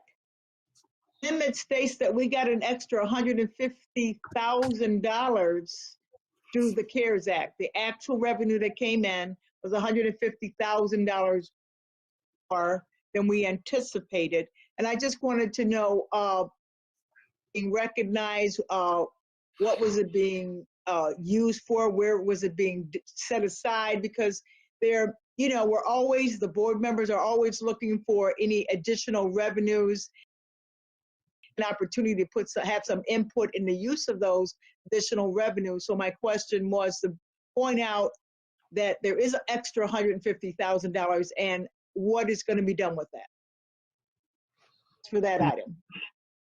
Jeffrey? Good evening. This is Jeff Pritchard. Paulette, the extra amount above and beyond what was in the initial budget, that was utilized the same way that the entire grant was. The CARES grant was split. A portion of it goes to non-public schools, and then the remainder of it we utilized to fund our a portion of our K-3 teachers. So because the state, essentially, they initially told us this was all general fund dollars, they switched it to the grants fund. It just changed the amount of dollars that we could fund through that grant. So it's not as though there's an additional 150 for something else. It just allowed us to fund more of those teachers through that grant.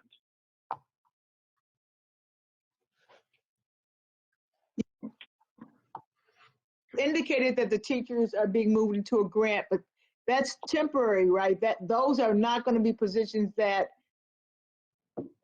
cause, if the grant funding doesn't continue, that they'll be for reduction. Am I correct? Correct. These positions were historically general fund positions. And again, because of the nature of this funding, the state cut state aid and then replaced it with this federal aid. This year we had the opportunity and really the obligation, we had to move them into the grants fund. Next year, the intent in all of our budget projections are going to show these positions coming back into the general fund, unless, we don't know yet what additional federal aid there might be. It's quite possible that there might be the next round of federal aid might be a repeat of this CARES Act aid, and perhaps that would be in the same amount. And then if that was the case, we would likely keep these positions in the grant for another year. But otherwise, the expectation is that they are going to revert back to the general fund in the following year budget. Thank you. The other item that was in that under there is his report on corrective action needed in monitoring the extracurricular funds. And we've been having problems with implementing the procedures and training our principals and our staff to sign off and find all the paperwork and have tighter controls over that. So I just wanted to know, where are we as far as, and who's in charge of monitoring the implementation of those new corrective procedures to tighten the controls on the extracurricular funds, and who's monitoring it?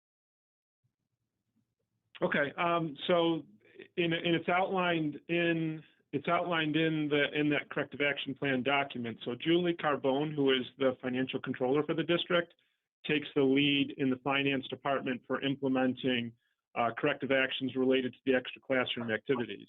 I'll also point out too, and the auditors had done in their presentation to us, that from their review based on findings last year and this year, there was a marked improvement in the procedures from last year to this year based on the numbers of transactions that they looked at. So the controller, again, she'll continue to monitor these items. And periodically, we also could probably provide, a more current update on extra classroom procedures as well. That may be something that we provide to the board, not just at audit time, but also at a committee meeting in the coming months.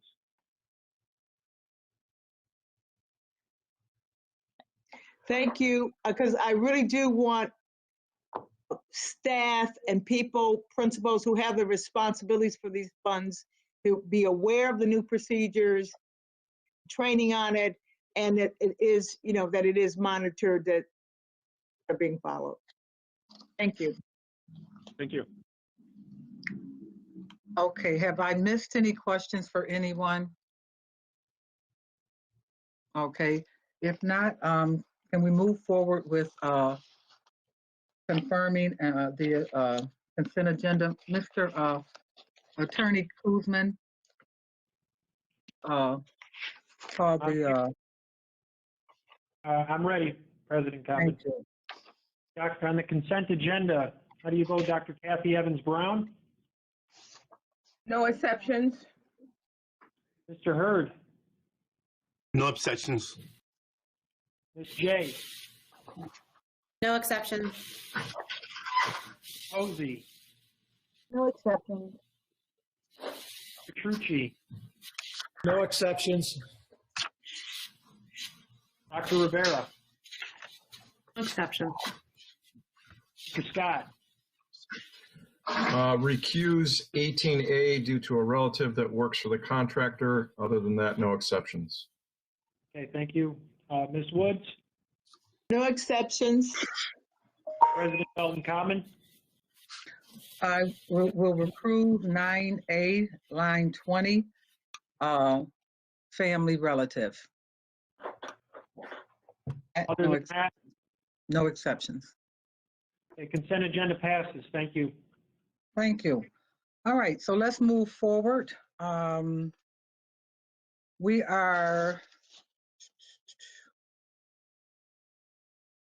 did number 23, final. But we talked already about that.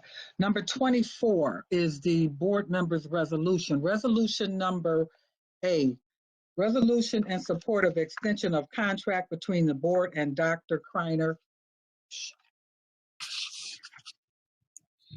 Aye. Petrucci, your hand is up. Thank you, Ms. Cotman. One of the most important things that the board can do is to either hire or extend the contract with the superintendent. He is our sole employee. He sets the tone and tenor for the district.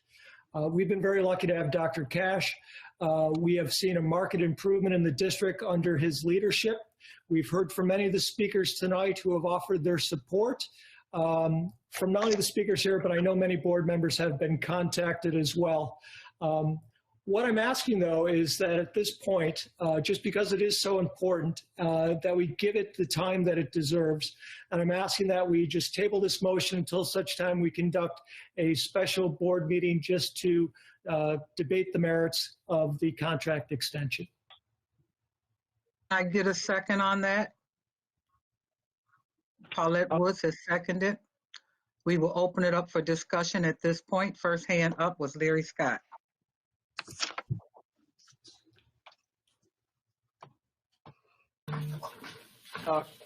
So this is just opening up to discussion on the resolution or on tabling? Tabling. Well, colleagues, this is Nate Cruz. It's not on the table yet because it hasn't been offered and seconded. So I think Mr. Petrucci's motion may be better brought after it's been admitted into the record on the table with a second, and then you can have the discussion as to his motion. It's been seconded. There hasn't been a motion to present the resolution. A point of clarity, please. Yeah, the resolution is not on the table yet. It hasn't been offered and seconded. So the motion to take it and table it is improper at this point. Okay. All right. So you have a resolution. Can we get a motion to accept the resolution? My apology. To put it on the table. Is this the way that resolutions are usually put in place? Isn't this supposed to be, protocol is supposed to be read out? And I'm just First, confused. it has to be put on the table. We have to agree to put it on the table. My question, I haven't finished the question. So the question is, in order to present the resolution, and I'm only asking this as I submitted it, does it not have to be read out first? And then once that's done, then the motion is, whether or not it's going to be accepted, or we don't have to read it through. So I'm asking like neither you. Point of clarity, Mr. Cruz. Mr. Posey, you may choose to read it or ask if everybody has received it and reviewed it. And if that's the case, you don't need to necessarily read it. You may want to offer, the purpose behind it and then see if you can get a second to put it on the table. Well, my desire is, because we all might have read it, but I'm not sure if the general public has read it. We had some folks who did speak out on behalf of support of Dr. Cash. So I would like to, go through the motion and the process of reading it for the folks who are listening. There you go. Do I commence with doing that now?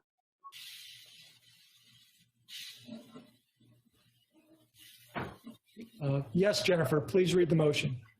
Thank you so much.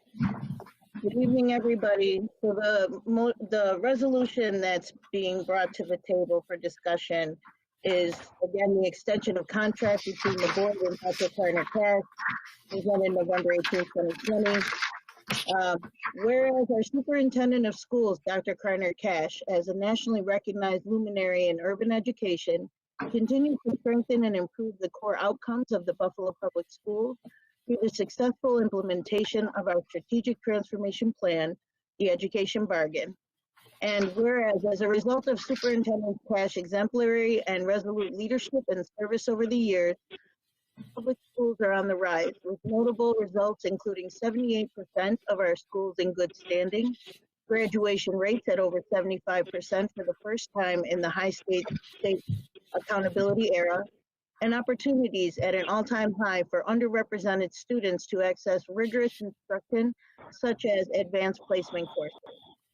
And whereas, as stated in the 2019-2020 professional evaluation by the board, Superintendent Cash possesses a, quote, relentless sense of urgency around the need for continual improvement in access, equity, opportunity, and quality for all of our students.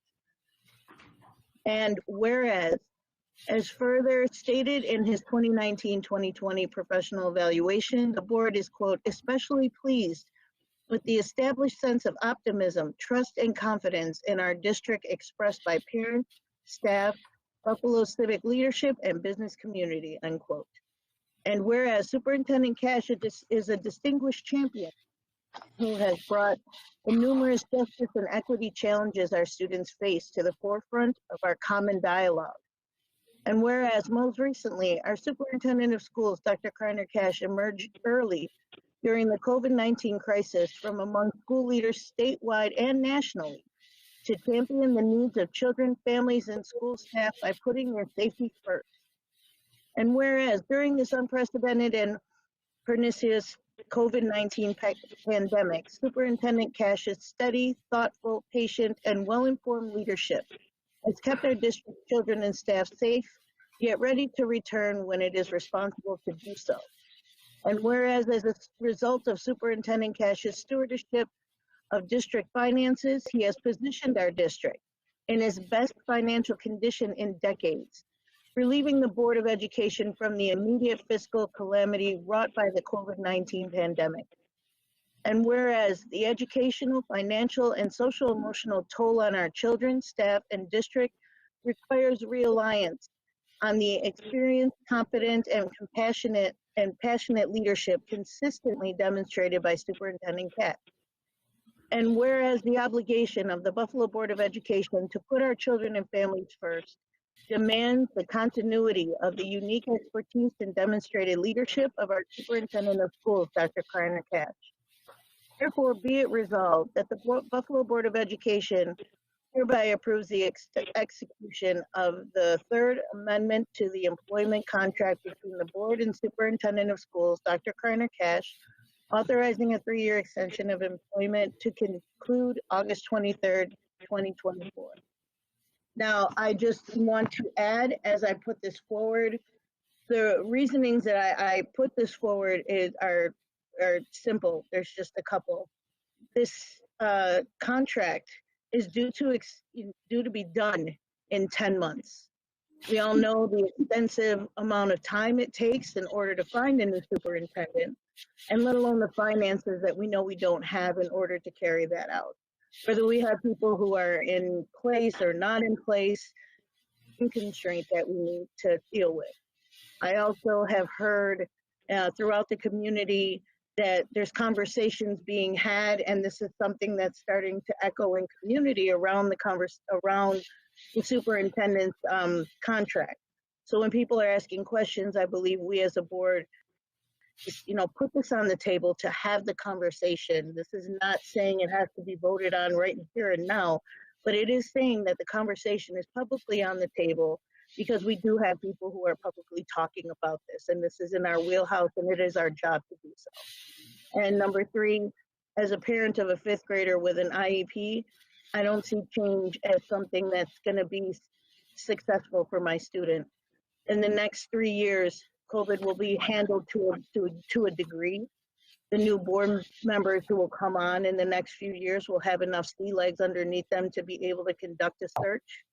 And I believe that that's enough time, and the superintendent is willing to take this on. We can discuss timeframes, but we have to be strategic and realistic about our timeframes, the current pandemic, our financial situation, and the fact that continuity for our students and families in this district is essential in making sure that our leader is in the right place at the right time. Thank you.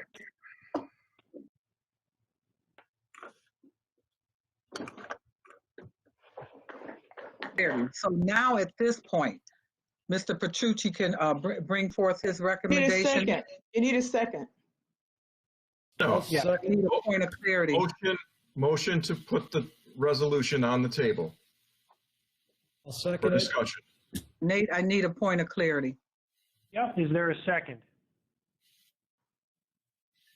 to Ms. McCosey's resolution? Yes. I'll second it. She has his hand up to second. Okay, now the resolution is on the table. Okay. We can discuss it, or what? What do we do now? You can discuss it. You could make a motion similar to what Mr. Petrucci made at the beginning. I think now that all those things are now in place. For the confusion. Okay, Mr. Petrucci, you can move forward. Thank you, Ms. McCosey. All very pertinent points. Yes, COVID is very pernicious, and I do not believe it's going away anytime soon. Yes, our district has had a great response to COVID. We haven't had the problems that we've seen many of our suburban districts. But again, this is so vital and important. I really just believe that it needs a special meeting to discuss, and that is my purpose for the resolution to title it, or for the motion to table it. Is there a second to Mr. Petrucci's motion? Paulette Woods. So, hold on, point of order, Nate? Yeah. Mr. Kuzma, do we have an opportunity to speak on the resolution?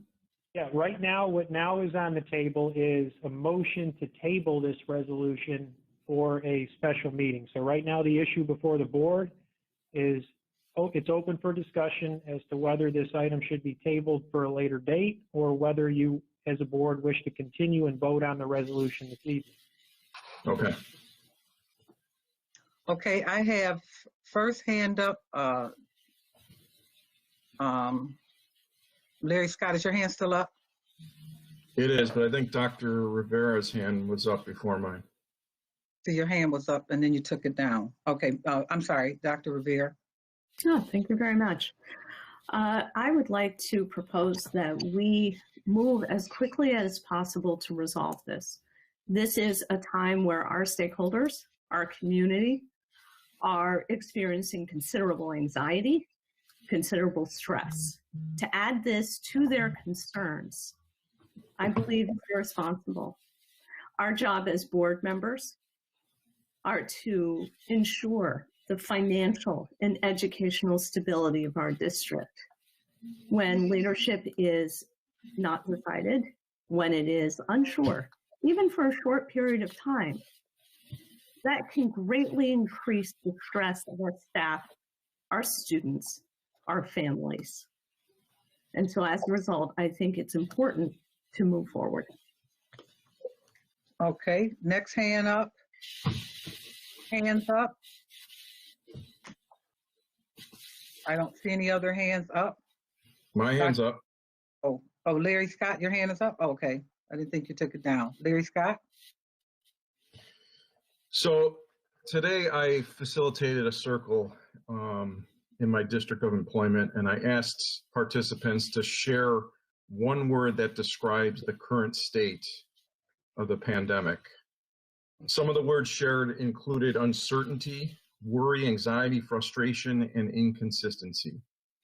It is safe to say that many of our staff, families, students, and Buffalo community are experiencing much of the same. Right now, more than ever, they need stability, compassion, understanding, trust, unity, encouragement, and hope.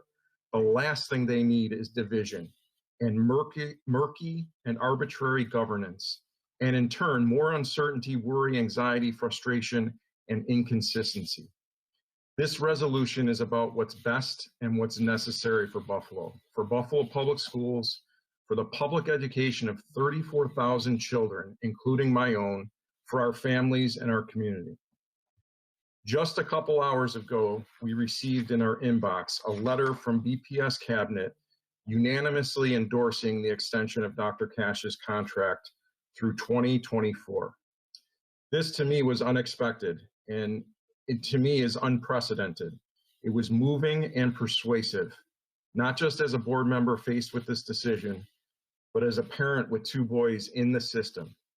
To see this talented and resourceful staff have such united faith in the superintendent is telling. I'd like to take the time to read each of their names because they each serve an important and integral role in this work. Ann Botticelli, Dr. Darren J. Brown Hall, Ebony Bullock, Ellen Ocala, Kantan Dabney, David Hills, Darlene Jezanowski, Dr. Will Carestas, Dr. Fatima Morel, Myra Burden, Jeffrey Pritchard, Jamie Warren, James Weimer, Dr. Tanja Williams, Toya T. Wilson, and Dr. Cassandra Wright. Dr. Cash has demonstrated since 2015 that he is the right leader for BPS. This is evident in the merits articulated in the resolution. Since the beginning of this pandemic, Dr. Cash has demonstrated that he is the right and necessary leader to lead us through and beyond this pandemic with a laser focus on health and safety, continued learning, and social emotional wellness. My support for this resolution is clear and unwavering. And I feel delaying is irresponsible, is not prudent in any way. And I'll just cite one example. Kenton School District, where I'm employed, did a superintendent search. They began that search in September of last year. We are now approaching December, the holiday season, in the midst of a pandemic. This should be the special meeting. This should be the time that we make the critical decision to continue the stability, the necessary leadership that we know and that we need to push through this pandemic and beyond. Thank you.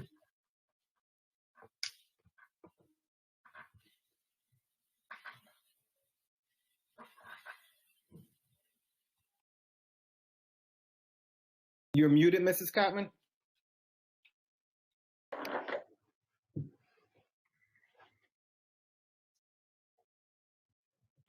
My hand was up first.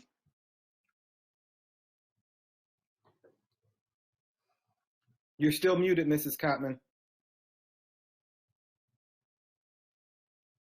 There you go. Paulette Woods, then Hope J.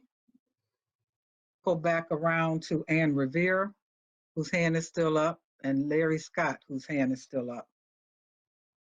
I just want to raise the point that procedures for employment contracts fall under the vice president board. There is procedures in place for this very task. There are protocols, and I do not believe that the resolution is following procedures. And as far as the sudden letter or signed staff, that is a wonderful gesture of staff to their boss. And that's all I perceive it as. Thank you. Hey, Hope J.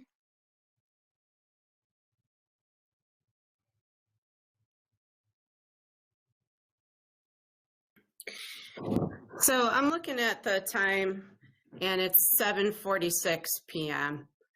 We are just barely 2 hours into a meeting.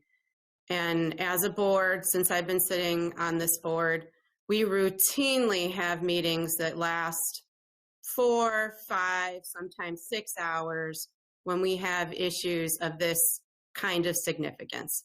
So I think that the motion to table this issue is insincere and manipulative, actually, because there is no other issue that is more important than the issue that is on the table right now. We don't need to take it off the table. We don't need to punt it for another week or however, whatever it is that is, the purpose or whatever you think is going to be accomplished by moving it to a different time. The time is now. We are dealing with a global pandemic. We're not trying to usurp protocol. We're trying to deal with the significant, serious nature of a global pandemic with the leadership that is in place, who has led us through this pandemic, has steered this ship in a way that is impressive, that everyone can agree and admit. If Dr. Kash hadn't been at the helm of this ship during this time, I can't even imagine where we would be right now. And it not only is it, I don't even know what the word is. It is irresponsible of us to even be considering changing superintendents or replacing Dr. Kash at this juncture during this pandemic. We need stability. We need consistency. We need somebody who's proven himself, who understands the district, who's been a leader, a proven leader, who has the trust of his cabinet, who has the trust of this board. And not only should we be jumping at the opportunity that Dr. Kash wants to stay and is willing to continue to lead during this very difficult and challenging time, we should be just all of us together, unified behind him. And I, for the life of me, cannot understand why anybody on this board would want to be taking a risk at losing Dr. Kash when the district and the children and our families need his leadership to get us through to the other side. It's the only thing that we need to be discussing. And I, for one, am willing to stay here until midnight, because I've sat here till midnight for much lesser things. And I'm sure that, at least I would hope, that the majority of the board would also be willing to do that. So I absolutely 100% am against tabling this. There's no reason to table it. I would challenge Lou and the rest of you and anybody who is trying to circumvent this resolution, what the basis for tabling it is. We have plenty of time. It's 7:50. I have nothing else to say. Thank you. Jen Makuzi.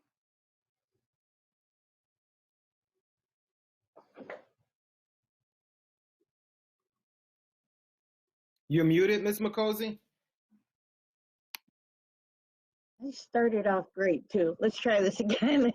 I just want to make this clear that before I took this step to submit this, I understood the gravity of this. I understood where people stood, and I checked with legal to make sure that I'm not overstepping. If people recall, it wasn't very long ago that I held the position where the superintendents work, and the superintendent, the concentration as superintendent was in that wheelhouse. So I was told that being one of 9 as a board member, I have the opportunity and I have the right to present resolutions. And it is, it's up to all of us as 9 board members. In this particular instance, there is no power grab or power trip. And I'm very much, I believe, offended that it's being called to the table that protocol wasn't followed. For me to take on something that I know is this significant, that causes waves, that has obviously been a little bit bigger of a situation than I thought it would be amongst the public, as my phone is completely blowing up out of control right now. I just need for folks to know that I did take the protocols and I did talk to legal, and I was within my rights 100% to present this. Thank you very much.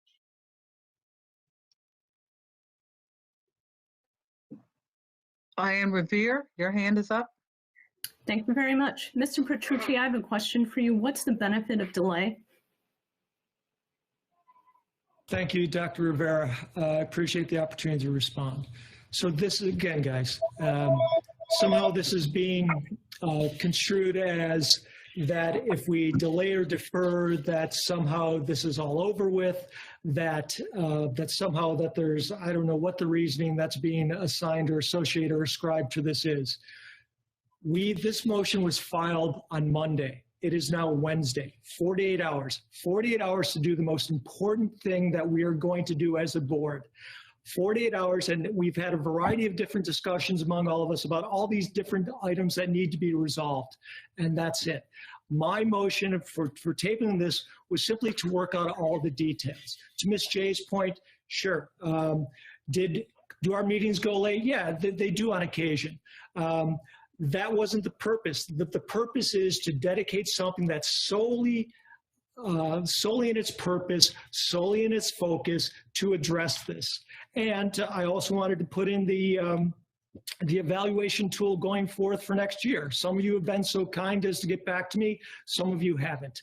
I would appreciate if people would review the matrix that I submitted last week to people. That'd be very helpful. But that's it, to work out all these details on something that's so important as the superintendent's contract. I'm just surprised that it has to be done within 48 hours, or it has to be done exactly tonight, or else everything's going to end. That isn't the purpose or the intent. The purpose of the intent is to give it its due, is to provide a little bit of due diligence to allow everyone to think about this just for a moment, just for a few days, and to be able to come back to engage in a cogent discussion about where the district needs to be, about the merits, how the contract aligns with those things. That would be the reason for delay. I have several follow-up questions to this. I certainly agree with you that this merits a great deal of consideration. Although where I depart from agreeing with you is the implication that it has not been considered. The other piece that I'm concerned about, and I can appeal to you as VP of Executive Affairs, is this not already dreadfully delayed? It's November. It's the end of November. We have a contract that will be up in August. In general, according to Superintendent Cash's contract, this should be settled in the summer, and it was not. So that's how many months later? I agree that there's a pandemic. Sometimes that will allow for a delay, but that does not necessarily mean that the business of this board should be suspended. And so as a result, I'm very, very concerned about more delay. You mentioned a few days. What is the difference a few days is going to make at this point when we have the resolution in front of us? The terms are in front of us. The terms of the extension are in front of us. And the conversation, as you alluded to, have already been had. That's the piece that I do not understand, the value of a delay and the point of a delay. Can you enlighten me on that piece? Absolutely. Oh, also, one more thing. I'm not really sure why we'd look at an evaluation tool when we haven't decided that we're continuing. It seems to me that that piece is out of order, so I'd like to place that. I would propose that we place that to one side for now and deal with the matter at hand, which is the extension. After that, I do know, because we've talked about it, I am one of those people that gave you feedback on the evaluation tool. I think that's very important, and I do support that. But I don't see why we would need to do that before this decision is made, because we need to get everything in order to proceed. So we can reverse the order, and I'll accept reversing the order. We can discuss the contract and then do the evaluation. That's fine. That isn't. So, all right, then Dr. Cash will take it off the table. Okay, Dr. Cash, we will take it off the table. No, colleagues, Nate needs to clarify that we're not talking about any evaluation. The evaluation is attached. We haven't even talked about goals for this year yet. Not Correct. not 1 minute has been devoted to that. And that's Correct, the Dr. Cash. evaluation. The next evaluation will be June 30th. And that's And my this is a- point, Dr. Cash. Evaluation. That was my point, Dr. Cash, which is that Goals there is need to be set up for this year. I'm sorry, I was speaking. Me too. There's an order of business that needs to happen. This is the first order of business, is we need to speak about the contract. The other thing should not apply to a reason for a delay. So what I'm asking about here is the timing, because we're already significantly delayed. So I'm still looking for the rationale for delaying yet a few more days. I understand, and I appreciate, Mr. Petrucci, your ability, your interest in doing your due diligence. I do appreciate that, but the information is out there. It's been out there. We've been considering it. What, again, I'm not sure what additional information we would need in order to deliberate further. Okay. Sure. Thank you, Dr. Rivera. So and again, I'm being cautious in my words because this is a contract that's a personnel matter. So the resolution on the floor simply is about extending the time period. Doesn't mention any of the other things that are in the contract. Doesn't mention any of them. Actually, I have one correction. I believe that was already distributed, what is in and what consists of the extension. But of course, that would not be a part of board docs. There's an amendment that's posted that speaks to the terms of the contract. Okay, people. Mr. Kuzma can clarify that. We have not had a chance to talk I'm yet. taking a turn right now. Think other people should be able to have a chance before you Well, continue. you, to talk. I'm sorry. President Common, you just cut somebody else off. So, let's model what you expect. Excuse me, I will conclude in a minute, which is that please put me down at the end of the list. Thank you. Next person who, Mr. Hurd. Yes, I would just like to say this. I think that we all have very good points, and that and from what I've been listening to, I've just been having to listen to ear right now. That we were elected to make the best possible decisions that we can for our district and for our children and the future of this district and our children for them to succeed with education and throughout life. We are representatives of this community, and we have to make just decisions at moments, times. I, for one, represent my stakeholders and heard a lot of feedback from the community stakeholders and others about this resolution that came out Monday. I myself, I'm just going to say personally that let me go here first.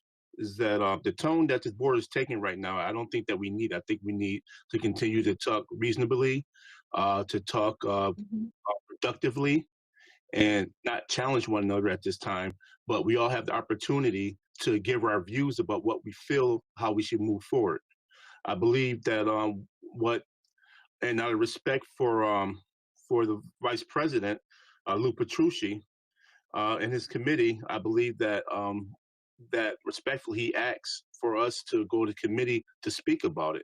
I'm not sure what time frame that he's referring to and when we can meet or when be the next available time, but to respect everybody's needs, I think everybody should have the opportunity to speak freely about what's going on. There are other wheels turning along with this also. And so there's a lot of concerns from each and every one of us about the future of our district. And I think that we need to slow down, take a deep breath, and sit down and talk about this, because I believe truly to my heart that the district, Dr. Cash, has been a pillar in this community. And he has been working hard with the district, and the district employees have been working very hard under his leadership to get this district under control, manageable, got the graduation rates up, and he also helped bring stability to this district. We got a lot more challenges in front of us about retention within our students in our district. We have a lot of other issues that's going on with the COVID. We don't know what's going on with the Orange right now and what's going to happen tomorrow. And I truly believe that we must continue on the path of this course that we was elected under, and what the previous board voted for. So if we can all work together and possibly bring this to a committee so that we can talk about the challenges of the contract and things that we want to see. I think that we all would make a great decision. So if we all could take a deep breath and calm down and just listen to the vice president under his committee, the Executive Affairs Committee, and let him do just work on this, and we meet at a reasonable time, I believe we all could come up with a very, very good decision moving forward. I rest my time on the floor. Okay, hands again. Jennifer Makuzi, Larry Scott, and Revere. I've been hearing things about, the resolution coming out on Monday. I just want to make clear, Terrence, you're right. We definitely need to come together on this. What I am concerned about is also something that you brought up, is the fact that this conversation is being had in the public and it's being brought to us as to what we are discussing. What are the questions are, what are we going to do? What are we going to do? As a board, if it's out there in the public and they're asking these questions now, then we really need to try and get this done as soon as possible so we have some answers for people. Apparently conversations are happening all over. Buffalo, I've said it many times before, is one big living room, and the more and more people decide to take on their own narratives as to how the board, we're having good tension right now. So the public needs to know this is the good tension that brings together the decisions that need to be made. This isn't being super decisive. This is divisive. This is what we need to do. But I will state, and I will stand by this, this is something that we have been pushing and punting down the road for quite a while now. I stand with Hope 100% that we do. It isn't about just how long we've sat at board tables before, because we've done it. But this is not, I just decided on Monday to submit a resolution and now give me an answer. No, it isn't about one person. It's about the fact that our constituents are asking questions, the support is in place, the resolution is riddled with facts.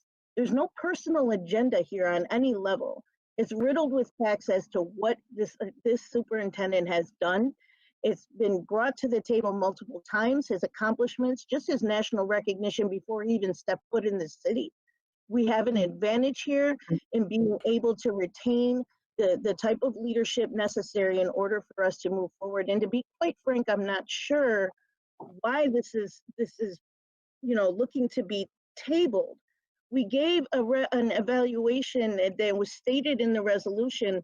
The remarks that we gave, I'm confused because I don't feel as though there needs to be much more discussion.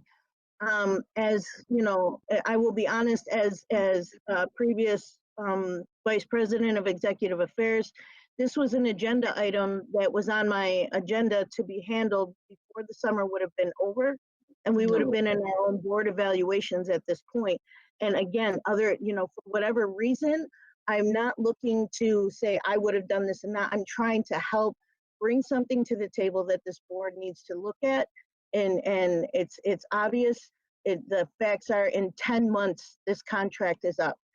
Just from people on this board, I've heard alone who have done this, it's a 15-month process to hire a superintendent, and it's costly. So I'm literally looking at the facts of how long it's going to take, what it's going to take, the fact that we now have confirmation from the superintendent that he is ready and willing and able to do and stick with us. All the signs are leading toward continual support and consistency for our district. And also the opportunity to maybe, put some different avenues in place that we might need to do according to COVID, according to our feedback from our community. So this isn't just something I decided to just up and do one day, and it's all about Jen. No, I really thought that we were all on the same page with how we felt about the superintendent based on our evaluations. So this is a unifying effort on my part. This is not a divisive effort. Okay, next, Larry. So Scott, Board Member Scott. there was some comments made about following protocol. To be clear, as Ms. Makosi clarified, we have followed protocol with this resolution that's filed. That's why we're having this discussion right now. There seems to be a gap between expecting others to follow protocol, expecting others to be transparent, and actually doing it themselves. So it needs to be known that it was referenced that this is one of the most important things that we do, evaluating, hiring the superintendent, extending his contract included. In September, a special meeting was called in regards to the superintendent's evaluation and goals. No board members were polled on their availability to attend that special meeting. And when the notice came out, I responded, I cannot attend. I would like to be there. This is one of our most important responsibilities. I contacted Mr. Petrucci directly. I contacted President Kottman directly. And my request to reschedule the meeting was completely ignored. And to me, that's failing to do our responsibility and follow protocol. Secondly, in regards to the evaluation and goals, I haven't seen anything up until Monday. Monday was the first time something was sent to us. And it wasn't goals, it was essentially the superintendent's evaluation, the rating scale that we've used in the past with some revisions on it. Right. It's now November 18th.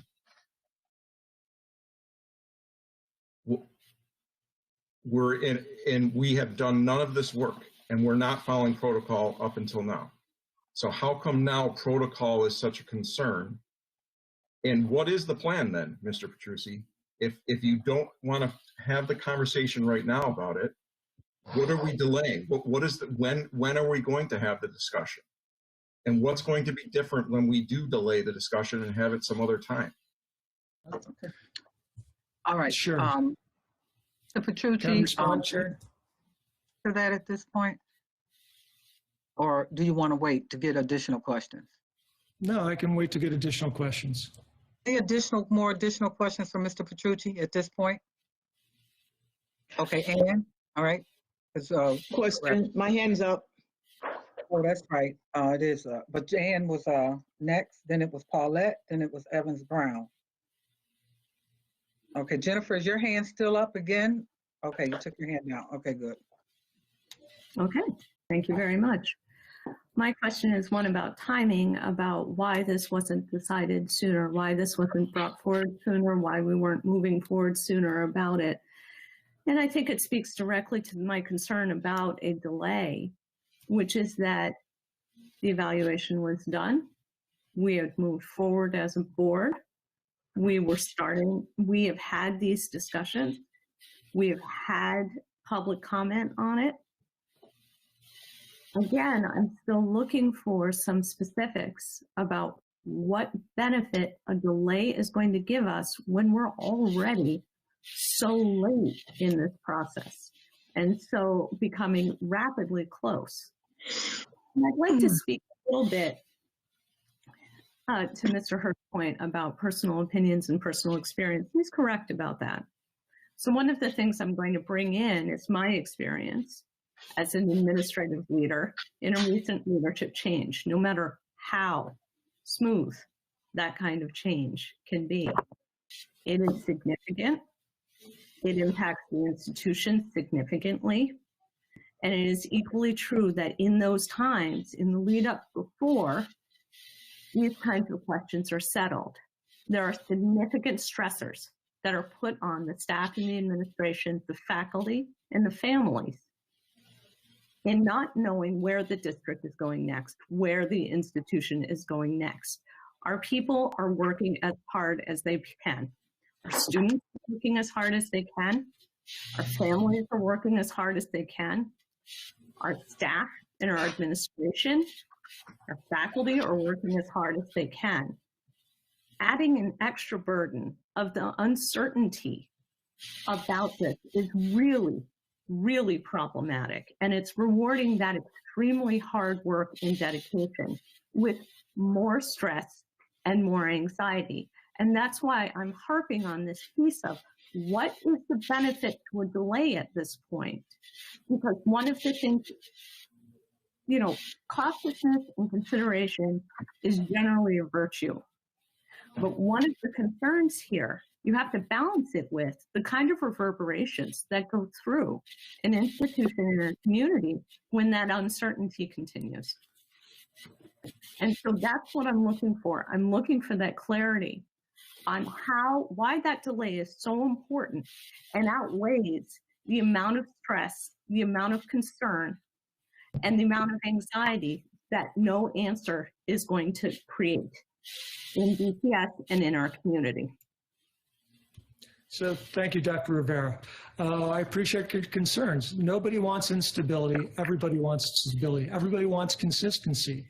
No one, I haven't heard a single person that has somehow offered that somehow that there isn't good things happening, that we aren't under fined and capable leadership. I haven't heard any of that.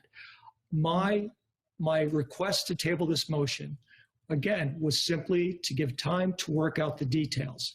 That's it. There is nothing grand. There are no, and I hear motions and motives being ascribed to it. That isn't it. That isn't it at all. I believe that there's more to work out. I don't think that this is a simple process as maybe it's being portrayed or conveyed. Again, I thought that we could take a moment, go through you can see how much passion that this has stirred up. You can see how important this is to everybody from your comments. They're all noteworthy. With respect to process, yeah, I agree. We need to get this done. We need to get this done quickly. Do I want to have just a period where we can say, hey, let's have this meeting. Let's just take a look at this, because right now it's, again, 48 hours. Let's get people saying that, again, I've heard it represented tonight that these things have been out there for a while. Yeah, I guess in some manner or form, not in a cohesive manner in terms of all of us in one point at one time. And that's the purpose for that meeting, to have us all here at the table, which we are right now. Again, we are here right now. Just that moment, just that time, just so we can say, hey, can we just spend that time, again, drill down and go through all these things. I think that's going to take, again, it's taken us this much time to get to this point. I think it's going to take us a while. I think we're going to be at a table for a little bit to work out the details of this contract. Thank you for that comment. My final question for you then is, why not start that conversation now and then see if it needs to be tabled? In terms of, because I would prefer to have in the form of a special meeting. Why? That's the piece I don't understand. I'm not trying to be obstinate here, to Mr. Hurd's point. I honestly am not. I don't see why that's a benefit, why that's going to give us a benefit rather than starting the discussion now and then determining if we need to have a special meeting to continue. Right. We've already passed the consent agenda. We have two other resolutions to discuss. We do have two other resolutions to discuss. I guess, and the part of it was, as I mentioned previously, part of it is the time to give people time for reflection where they want to go with this as well. Again, 2 days. We are asking, and I know everyone says that, again, I've heard these comments. This was filed on Monday. Can we wait another few days just to have it settle and sink in, and to have everyone just kind of give it a moment just to think of what they want going forward? That's it. There's nothing more than that. So are you telling me that because we've only had 2 days that we can't even discuss it or ask questions and then determine if we need more reflection? I understand what you're saying about reflection. It is extremely valuable. And as board members, in order to create stability, you're absolutely correct. We need to be careful and cautious, and we need to very much think through all of those pieces. The thing that I'm really struggling to understand here is why we can't have the discussion and then decide if it needs to be tabled to reflect further. That part, what are we reflecting on in your mind? Sure. And again, Ann, I'm not trying to I'm not trying to be evasive, but part of the I believe there are things going forward that with respect to the contract that I think that the board needs to again, to contemplate and discuss. I think that this is a very important contract, more so than previous ones, for a variety of different reasons. Part of it is the fact that we are in COVID. We do need consistency. I agree. I get all those points. But part of it also, this contract, more than previous ones, I think needs additional detail going forward. I really do. I don't want to go too much farther than that, but yeah, I think that this one's going to take a little bit more time than the way we've extended them in the past. I have trouble accepting it without specifics. So one of the things that I'm very concerned about is the fact that there have not been any specifics put forward about what those concerns very well might be. And why, because we have concerns about specifics, therefore we should not have a conversation about it. That doesn't look transparent. I'm not ascribing motives, and if you have noticed, that is not something that I said in any of my previous comments. What I'm concerned about is understanding the value of delay and whether or not this is the judgment call that I am trying to make. The value of delay and why that is so much more important than the kind of stress and turmoil that everybody has agreed that we're already going through. With that, I'll let the next person speak. Thank you. Thank you. Paulette Wood, and then Dr. Kathy Evans Brown.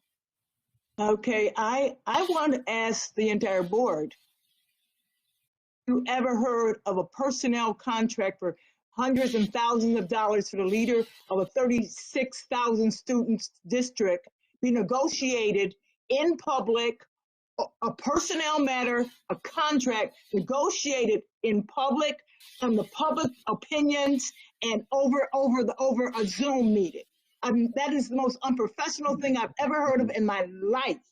And for people to have drafted their own so-called contract, put it out an amendment 48 hours ago, and to say, we don't need further discussion, no other board members should even have any input into the contract and hiring of the one employee we have, I don't understand what your confusion is. I don't even think the questions that I want to ask can be asked on public on a Zoom meeting.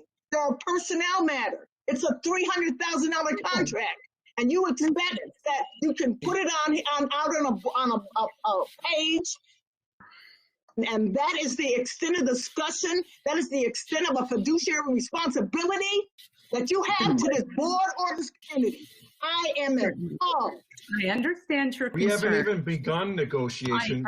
We're talking about not talking about the resolution. Okay, yes. So I understand your concern, but the question at the end is about whether or not we have the discussion. Ignore the vice president. You didn't ignore the last vice president either.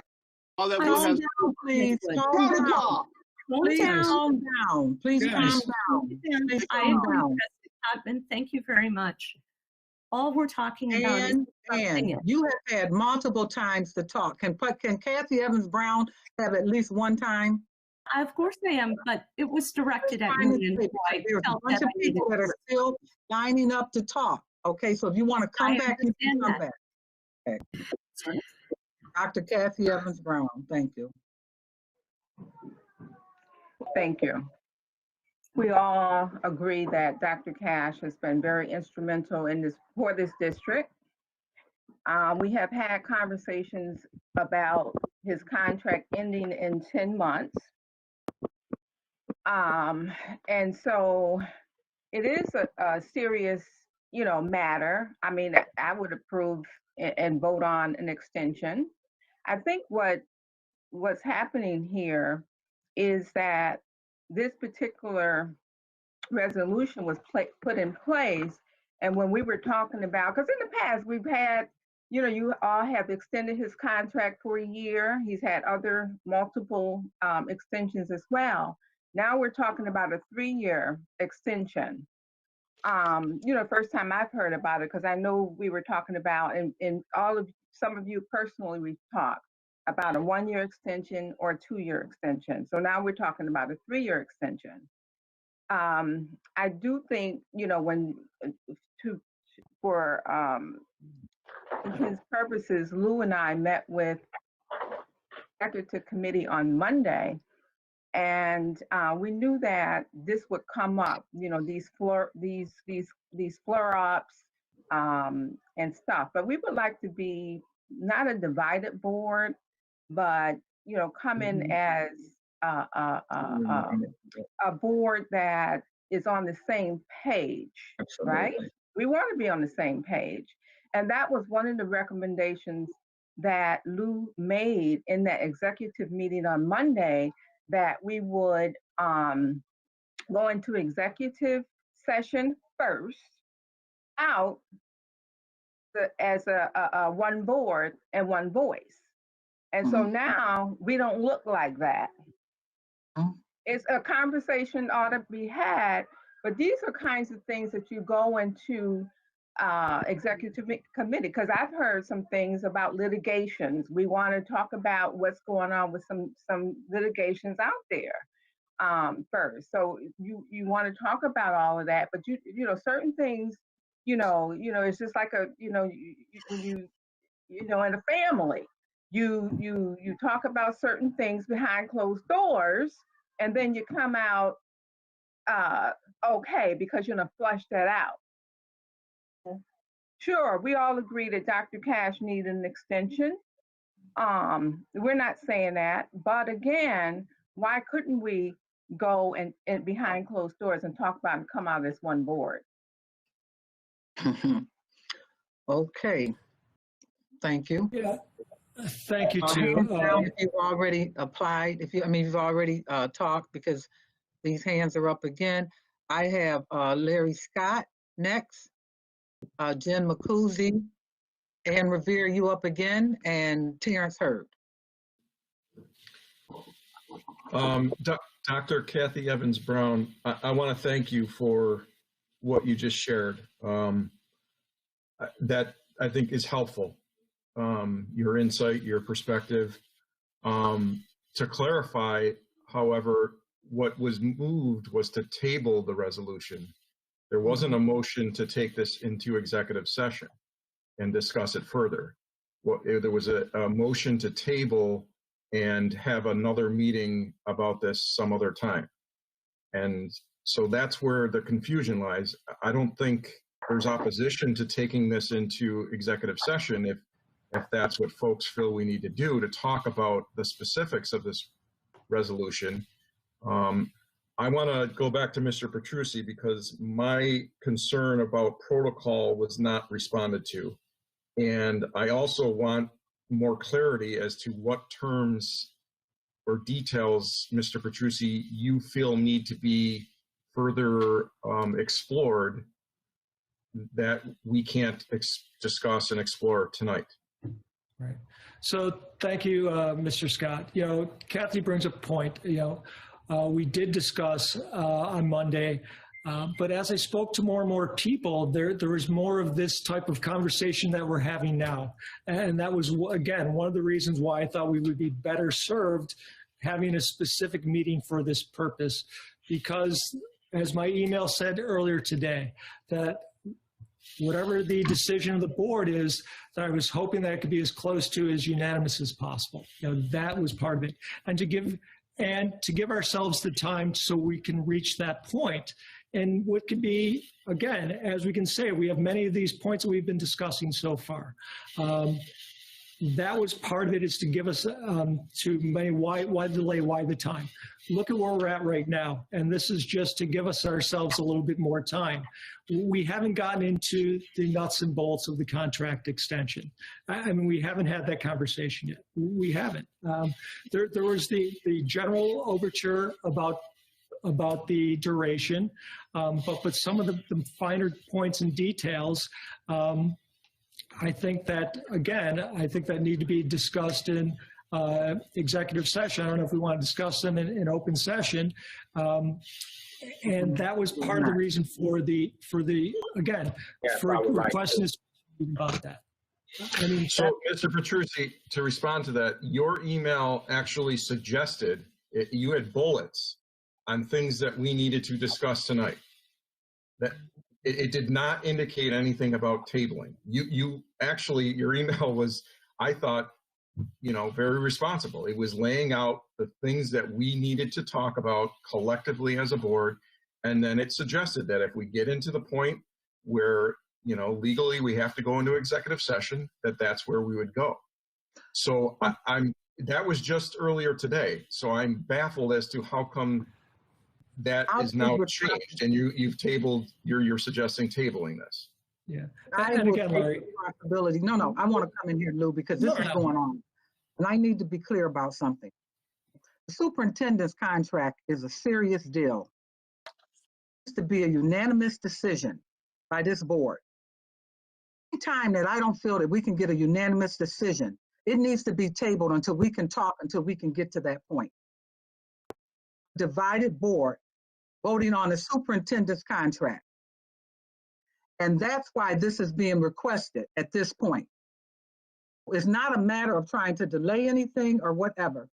What it is to send a message out and that everyone is satisfied and clear what they are doing and feel in regards to this relationship with the superintendent. No one is disputing that the superintendent has not done a great job. No one is disputing that his cabinet loves him. Question whether people should be required to or are doing things like that at this point, because it's not necessary. But if that's how the game is, if that's how it has to be, it has to be. At this point, what needs to happen is that this board needs to table this, need to come together, need to put together everything and all concerns and settle all minds, and then move to the next level for the superintendent of contract, okay? Other than that, okay, that is the image and that's the message. And to be honest with you, add open conversation. If certain things had not happened in certain people's lives, where they were distracted or other things had to happen, certain things would have moved at a better time frame. It did not, okay? And life happens and no one is is holding that against anyone. But the bottom line is that there's enough time to allow a couple of more days in order to pull this together and do it in a proper way. And that's it. Okay, this is not about anything other than making sure that all minds are settled and that we come out as a united board and give the superintendent the contract he rightfully deserves. Okay, that's where we are with this. That's it. Line. We have to work together. And if at this point, this board is not united in their mindset, or they have things that are unsettled and they want to have questions answered, Nate Kuzma needs to be brought in to answer some questions and to put things together. What is the harm? A couple of more days to do it. That's what this is all about, okay? And that's what I'm concerned about with this board, okay? Are united to put this together. That's it. Not one board member here does not feel that the superintendent is competent and deserves deserves to continue. I'll agree on that. But there are other things that we do not agree on that we need to have clear in the minds of board members. And each one of us has that right and deserves to have that, because we do represent a constituents that we have to report back to. That's what this is about. Well, Sharon, you just made an excellent argument for us to go into executive session. So I would ask that Lou withdraw his motion to table it so that we can move to go to executive session. I am not prepared to go into executive session to deal with this tonight. Every single thing that you laid out was an argument to go into executive session. Hope, I am not rushing to judgment, and I mean this. Okay, we need to make sure that this is a united board. And Lou's motion is is to be reviewed and to be settled. At this point, is there any more people who want to talk? Because this is going on and on and on. And at the end of the day, you should be more concerned about the message that this board sends in support of the superintendent. First and foremost, what should be the priority at this point?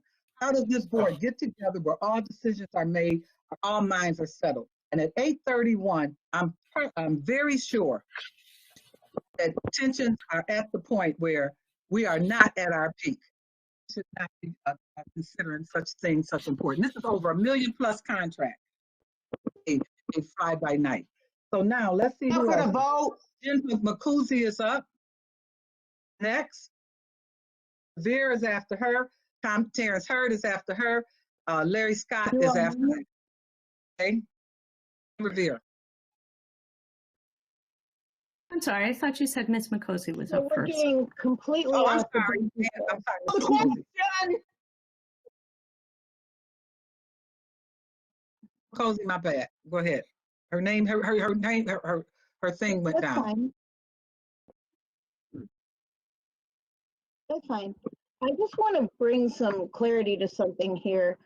The resolution on the table was literally put in place because of our unified our unified evaluation, our unified opinions, and how we've discussed at length multiple times around the superintendent. No ulterior motive here. I literally took advantage of the fact that the second I heard that the superintendent is willing to stick around, I wanted to push this forward as one of 9 board members and see where it goes from there. And the resolution is the discussion. It has blown up into all of this other stuff. Now, I will say that the 3-year extension, all of that, that's all up for the discussion. This is just the resolution to have the discussion. This isn't the here and now. But when the email came through from Lou that stated that we should look into this in executive session, that's where I thought we were going into this. So all this extra, you're 100% right, it doesn't show unified. But in the same sense, the resolution was speaking to our unified opinions and thought process, and on paper, in the ether, collective decisions about our superintendent. I did not think that it would take this. This is not the direction I was thinking it would take. I thought we were all on the same page to know that the discussion around the contract, which is a whole nother, again, that's a whole nother process, is it not? Like, that's part of the evaluation. So I'm confused on that. I thought we were going into executive session. Again, the intention of the resolution, we keep bringing up, it was brought up on Monday. It was brought up simply because there's too much chatter in the public, and we all have a responsibility to answer to our public. So let's get the conversation going to do so. We're in a time crunch. And the fact that, everything in the resolution can be amended through conversation. The resolution was brought to the table for conversation. Going into executive session to have the conversation is all that this resolution is asking for. So let's clear that there. This is to unify the board, to have a conversation around basically a glowing evaluation of someone that now we're micro looking into things that I don't know. Okay, thank you. Okay, so who else wants to, because we need to wrap this up at this point.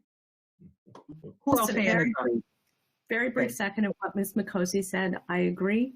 I also was confused about the difference between tabling and what seems to be the assumption that immediately everything would need to be settled. I also was led by Mr. Petrucci's very clear email about what we're going to discuss next and where we're going to go forward. And again, I want to second what you said, President Hutman and Ms. Makosi, about our support for our superintendent and how unified we are as a board, as is really clear in our evaluation in moving forward. My only questions were around why table it and not start to have the discussion. I understand about the need to have the discussion. I am absolutely ready to engage in that. Okay. Next, who else hand is up? Was it Mr. Hurd? Okay. Yes, thank you again, Mrs. President. I know that this seems to be serious, and everybody wants to have a perspective upon the contract, and we all, each and every one of us, has the right to have questions, and we have the right to look into the contract to see what we want out of it and what's going to be right, that we feel is going to be best to serve our district. The previous contract was given to us the month before the new board members took office.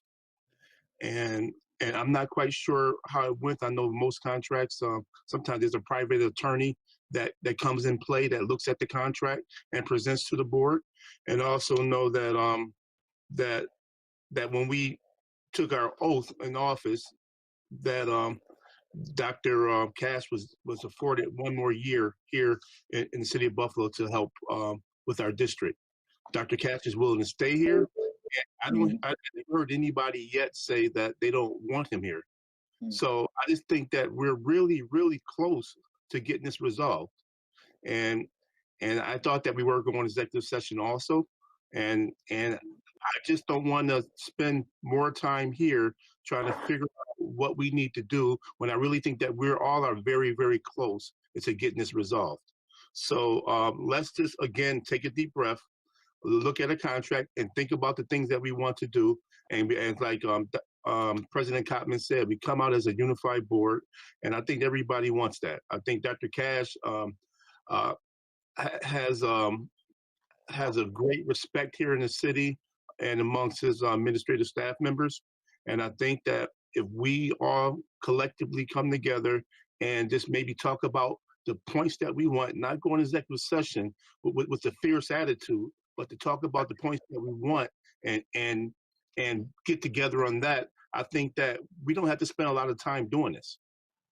Time is a factor. I know as a factor, it's 10 months left, and Dr. Cash tomorrow can say, okay, I don't want to be here now. We understand that. We all come to that same realization. But if we can go into executive session with clear minds and move forward with a couple of points that we all feel that will better this district, maybe we can come out here in a reasonable amount of time and come to a solution that's going to be best for our district, best for our children, best for our teachers, best for our administrative staff in this community. That's all I have to say. I'm not, I don't want to go in here with no mess. I believe that we all have to clear our minds, take a moment, take 5 minutes, take a moment, then we go into executive session and move forward. Okay, I'm not recommending going into executive session tonight. This is too heated. Next is Mr. Who? Down, please. Okay, when you have it. Okay, it's Larry Scott and then Paulette Woods. So Mr. Petrucci still hasn't responded directly to me. I think both times, President Kottman, you cut him off. So I'm still kind of looking for some clarity as to the rationale for Mr. Petrucci's motion to table.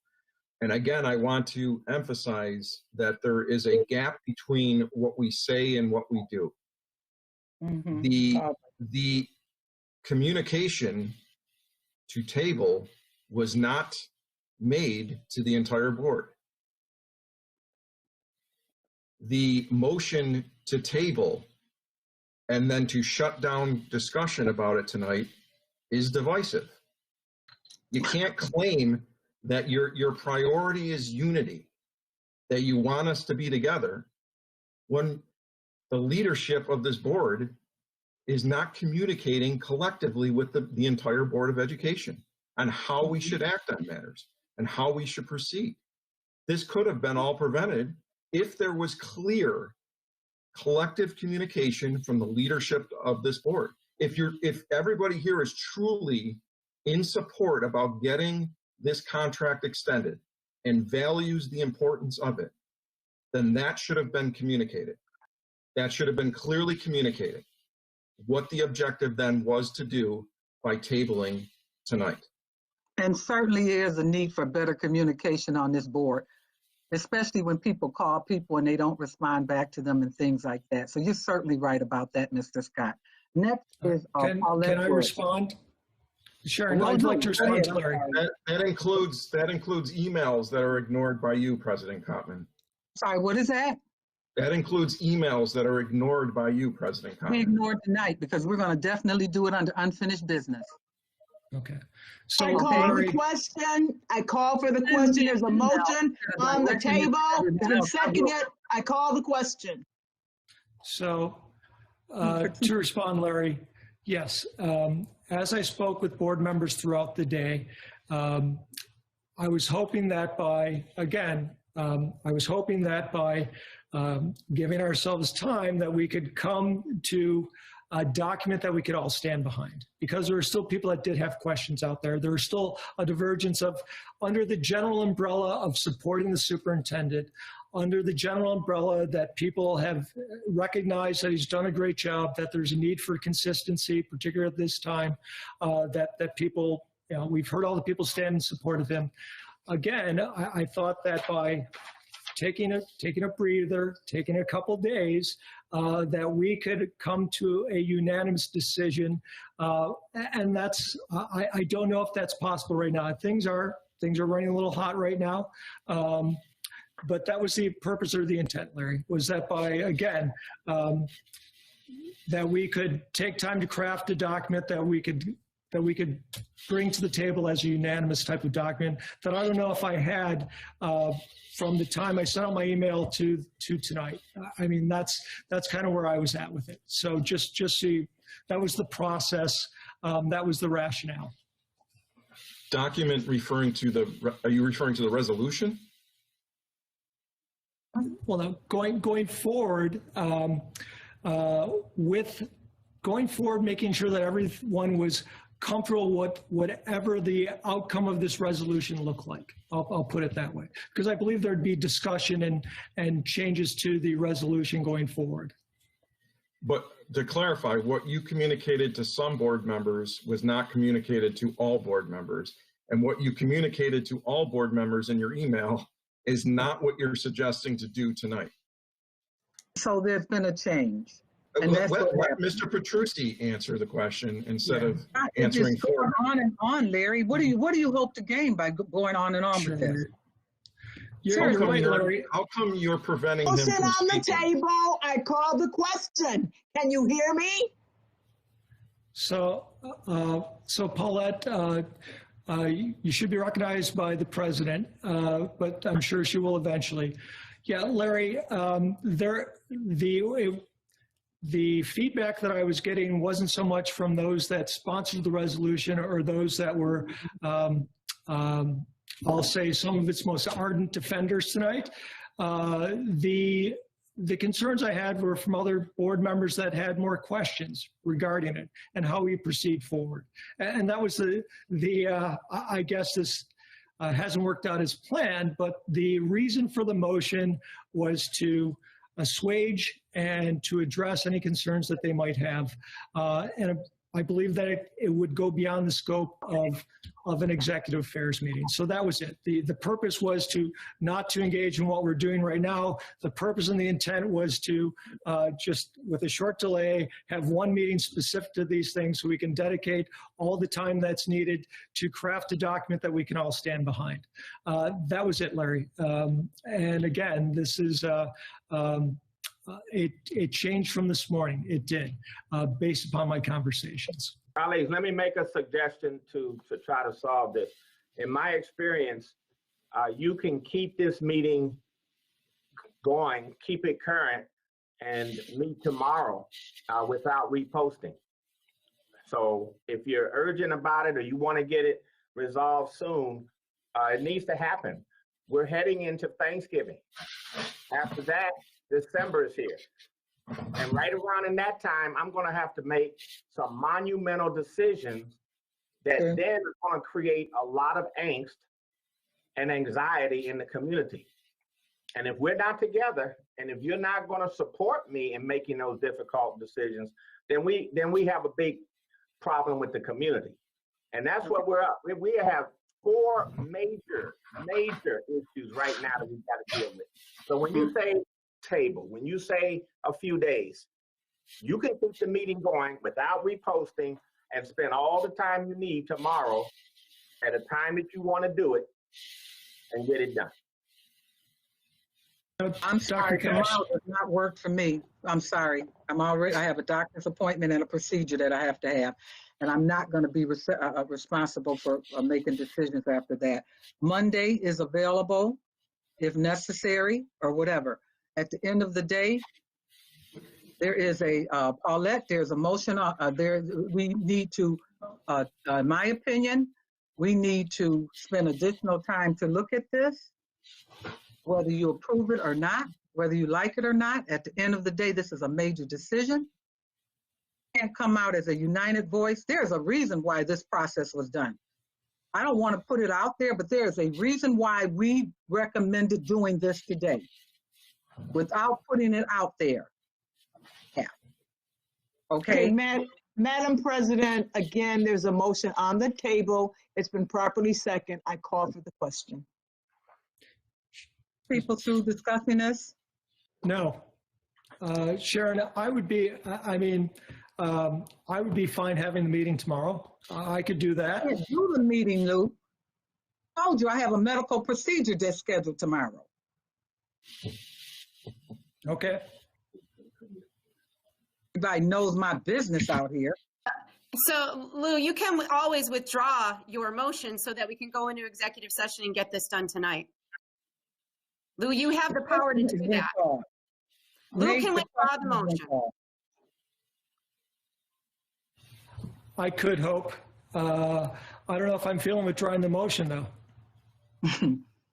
The question is, what would be different? What would be different from today is Wednesday? Sharon can't meet with us tomorrow, which is Thursday, right? What would be the difference with a Friday or a Monday to further this discussion and get it done? There is no difference. We just wasted a full hour or maybe an hour and a half that we could have been discussing this, discussing about why we're not discussing it. You know, we There's can't no go difference. backwards. We can't go backwards. What I'm saying But is, we can withdraw the moving motion now. forward, We can go into executive session and get it done. I apologize. Call for the he's vote. not ready. I apologize. There's been a death in the family, and I won't be available for tomorrow or Friday. So next day I'll be available will be Monday. schedule a meeting for Monday. Call the question. Nate has been called. Okay, on the motion to what I would consider postpone this indefinitely, even though the board has not, because the board has not set a time to rediscuss it. Just to be clear, a yes vote means that you agree to table this. A no vote that you don't want to table it, and then we would go back to the main motion and the resolution. How do you vote, Dr. Kathy Evans-Brown? I would like to table it until Monday.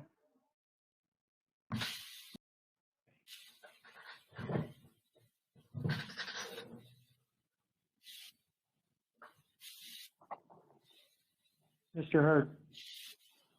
Concur with tabling it till Monday. I do have a question though. If you all are qualifying your votes, are you agreed that you're willing to hold a special meeting on Monday at 5 o'clock? Is there consensus amongst the board to, and is Mr. Petrucci willing to amend his resolution or his motion to set the date for Monday? I'm willing to amend my motion till Monday at 5 o'clock. Any objection from the board to that amendment to his motion?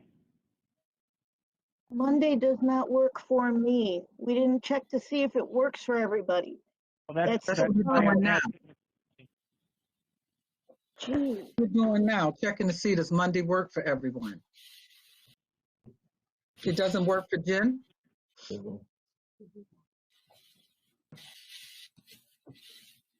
I was Tuesday. Let's see. Tuesday.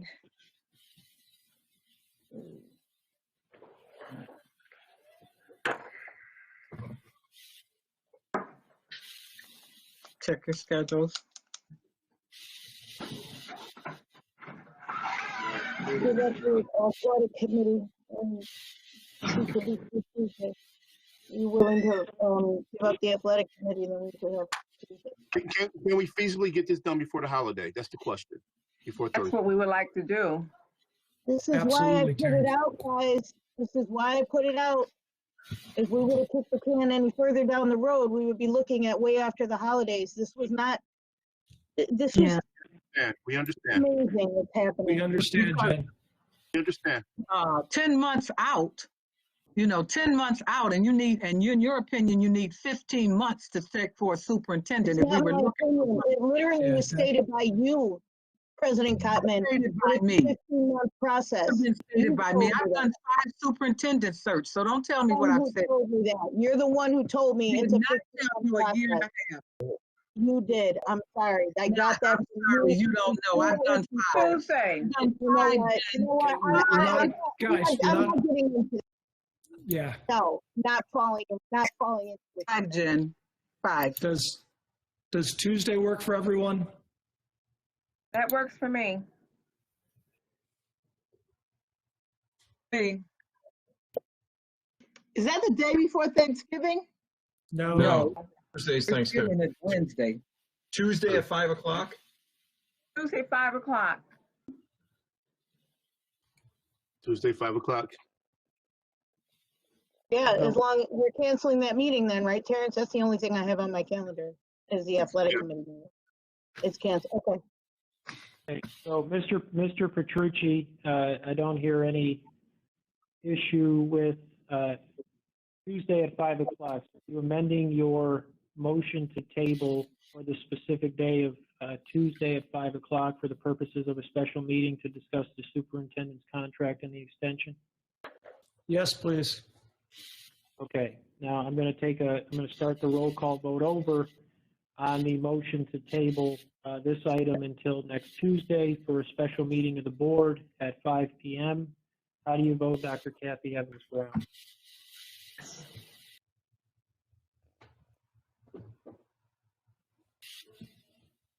She said yes, Nate.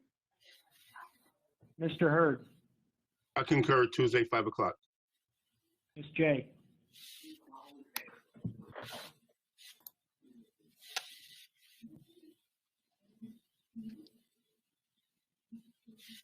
Ms. J, I said no. Ms. McCosy, I might be available, but no, I don't want to. I want to get this over with. I didn't put the resolution out for no reason. Mr. Petrucci, Yes. Dr. Rivera,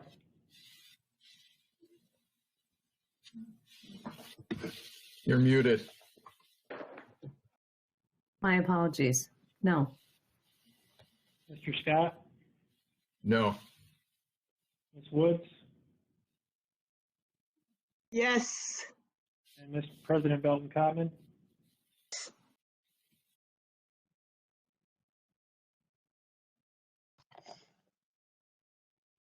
President Belton Cotman, Yes. I couldn't hear you. I'm sorry. A motion carries. The matter is postponed until next Tuesday at 5 o'clock. Thank you, Mr. Kuzman.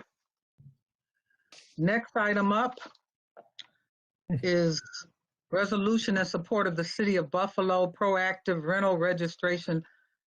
Lou Petrucci. So I'm so glad my resolution is coming up after that last discussion.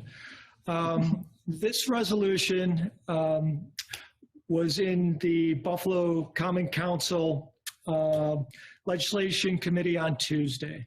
What the legislation does is it purports to establish a system of rental registration for Buffalo's 60,000 rental units in an effort to prevent lead poisoning in children. In case many of you don't know, Buffalo is consistently ranked among the top 10 with respect to children that are being impacted by lead. It permanently diminishes their cognitive ability. It creates a variety of other health problems. And sadly, most sadly, is that it's 100% preventable. The district has been a strong partner in this legislation. Dr. Crestis has served as on many of the boards that we've had, both at the city and the county level. He's part of the member of the, or one of the members of the Erie County Lead Prevention Task Force. The other thing that it will also improve for the children of the district is that many of our children are substandard housing, and this will improve their quality of housing and all that comes along with it, whether it's asthma or any other health-related issues that come in that type of housing. The City of Buffalo has asked for many of its community partners to reach out and support, whether it's the Partnership for Public Good, whether it is the Erie County Health Department, I'm trying with the Community Foundation of Western New York, etc. There are a variety of, and all have spoken in support of this. This will pass at the Common Council on Tuesday. It is an important item that will increase the quality of life for the children of the City of Buffalo. This has been something that a variety of us have been working on for about 2 years. And I can't stress how vital the district's support has been. They conducted translation services for all of information because part of this is educational. They have helped to put, we print up flyers that they put in the back of backpacks. They place the information on on the district's website. They've invited our staff to tabling events where they've given out materials and information. It's been very, very positive. And the support of the board would mean a lot to the City of Buffalo. This legislation does enjoy support of the Common Council and the Mayor's Office. It's a rare bipartisan effort. So I ask today that you stand in support of this resolution. Okay, I have some hands up. Are your hands up? Okay. All right, so Mr. Petrucci, so what is the impact on the homeowner or the landowner, the property owner? What would they have to do differently? Sure, and basically they do mitigation type things. You know, it's just, it's basically containing dust and chipping and peeling paint. You have to paint chipping and peeling paint. You have to make sure that you vacuum dust. You have to put ground cover over. There's a few other things, but a sugar packet of dust that's created by lead or lead paint or can impact an entire apartment. So that's part of why we have these ongoing educational efforts to let people know that it's preventable, but it does take a little bit of effort. It's going to interfere with people renting to children? What's going to be different? And nothing like that? No, there's a variety of different financial incentives. One thing that we were very sensitive to, Sharon, was making sure that there was that balance, that in addition to the legislation, that there are also financial incentives in place to prevent those things from happening. I know that that was one of the concerns, is that you don't want to pass legislation that's going to prevent a barrier for people renting their units. Okay. Mr. Scott, your hand is up. You're muted. You're muted, Larry. So this resolution was shared this morning with us. Just want to, I think I responded to an email and I'd like to motion to amend the resolution because I think, Mr. Petrucci, you indicated that Councilmember Bowman and Councilmember Nowakowski are also sponsoring the resolution or sponsored the resolution in the Common Council. So I'd like to amend our resolution to reflect those sponsorships from the Common Council, in addition to Councilmember Rivera and Mayor Brown. All right, I'm agreeable to the amendment. Okay, thank you. All right. No other questions about it? Okay, so we need to, Nate, we need to bring it to the table to vote on it, right? Was there a second, Mr. Petrucci's? Okay, can I get it? I'll second it.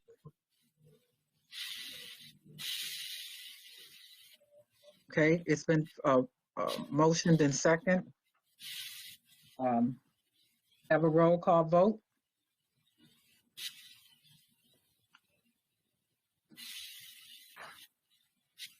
Yes, the roll call vote on Mr. Petrucci's resolution. How do you vote, Dr. Kathy Evans Brown? Yes. Mr. Hurd? Can't hear you, Mr. Hurd. I think it's a wonderful resolution, yes. Ms. J? Yeah. Ms. McCosey? Yes. Mr. Petrucci, Yes. Dr. Rivera, Yes. Mr. Scott, Yes. Ms. Woods, Yes. and President Belton Codman. Yes. Resolution passes. Thank you all very much. Thank you. Okay, the final resolution is the Jesse Ketchum Winter School Choice Resolution. This resolution also was presented by Lou Petrucci. Myself, we co-sponsored it. It is a resolution that will allow our students to receive their school of choice after they graduate out of the 8th grade. Resolution, it talks about the amount of children who often go to other schools because they do not get their choice or whatever. There's an attempt to try to make sure that we keep our children and give them an incentive to continue to be the best that they can be. The Jesse Ketchum Award has been around for as long as I can remember, respected in the US and Canada. Mr. Petrucci has consistently did that award since I can remember.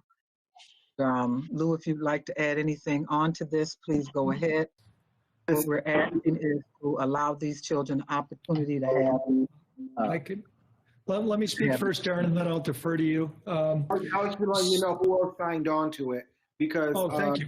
Yes, Ms. Jen Mercosi signed on to it, Ms. Paulette Wood signed on to it, and Vice President Kathy Evans Brown also signed on to it. That's all. Thank you. So thank you, everyone. One of the things that I know from going to Jesse Ketchum Awards for a number of years is that oftentimes parents would approach me and were frustrated that their child couldn't get into their criterion-based school of choice, that they felt that there was a bias that's associated with some of the exams that we're giving. I know the district has worked hard to address testing bias, but we were trying to come up with a different way to offer students admission that was based upon achievement, not upon testing. So the purpose of this was to reward our hardest working students, the ones that have consistently performed at a high level throughout their entire kindergarten through 8th grade career with the district going forward. And the way that that would manifest itself is by offering them a place in the criterion-based school of their choice. Upon discussion further with senior staff, we have some technical problems with the resolution. One of the problems is that we announced the Jesse Ketchum Award winners after children have already made their high school choices. So by doing so, we'd have a very limited pool of opportunities in our criterion schools for these children, and basically it'd be after they'd already made a choice at a different school. So I mean that's one of the technical flaws that we'd have to address in this resolution if it decides to go forward.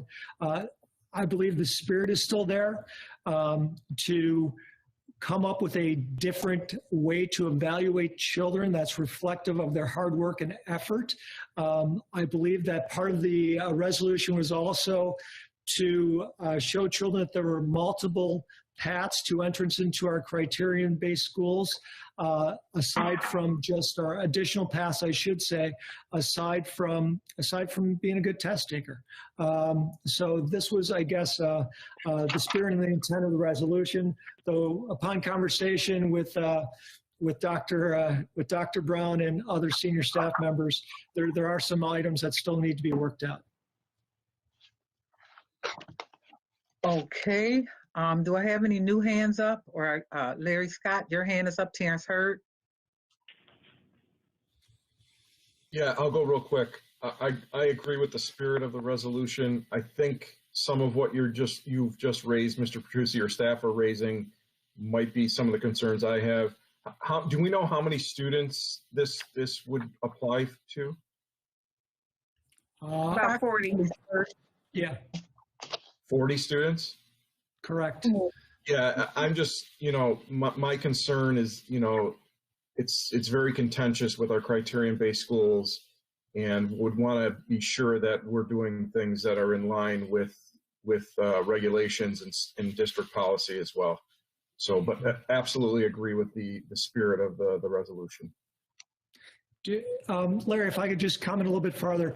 Believe it or not, it was based upon something that I saw in Texas when I was visiting my daughter, that the state of Texas, which has like a statewide school board, for their top 15% of their students, they offer them admission to U of T schools of their choice. And I thought that was a really great way to keep and capture students. And I thought it'd be something that we could do as well. Again, we need to work out the details. Is it expansion of these schools? Is it a different school? But it's technically flawed right now. It needs some additional work. Mr. Hurd? Yes, Larry, thank you for, I'm sorry, I'm Lou. Thank you for taking initiative to draft this up and in consideration for these young ladies and young men that, work so very hard, in their grades and efforts, and, just going to a couple of Jesse Ketchum Awards ceremonies, and he did so much for this district. And I think that these young people are very inspired by his works here in Canada, here in New York. But first, I'd like to have my name added to this resolution also, if you can do that. And second, in support of it. And second, is there a possible way, say, if a child does happen to pick a different school and they do want to go to one of our criterion schools, that if they change their mind, that they can be added to it? Would that be such a hard thing to do or to place? Those are the details that Mr.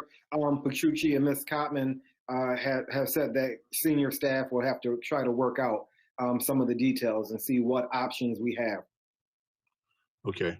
Yes, I'm supportive of this resolution, and thank you for taking the time initiative to draft it and think about our kids who could have been overlooked. I'd also like to say that with that award, there is, a gold, bronze, silver, and bronze. And so those children are identified early in the year as the ones who are the high achievers. And it's based on the previous years too. So it shouldn't be a difficult task to do.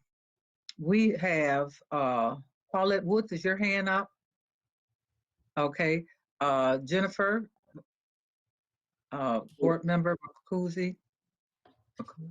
Yeah, so when I signed on to this, I was under the assumption that the students, because I do know folks very personally who actually received this honor, and it would have been amazing if they were able to choose their school and make that decision. Fortunately, they went to and thrived where they were, but I was under the assumption that this was something that can be altered for that student. So the fact that we don't have that in place, I feel like if we have any, the only statement I'm making is that there's any such awards of this nature where we feel like we want to make sure that it's doing more for our students, that we take this opportunity to look into other honors that we have and see if there's any flaws or anything that we can look into to make sure that, now that we're on this subject, that we just kind of go over all the other honors that we're including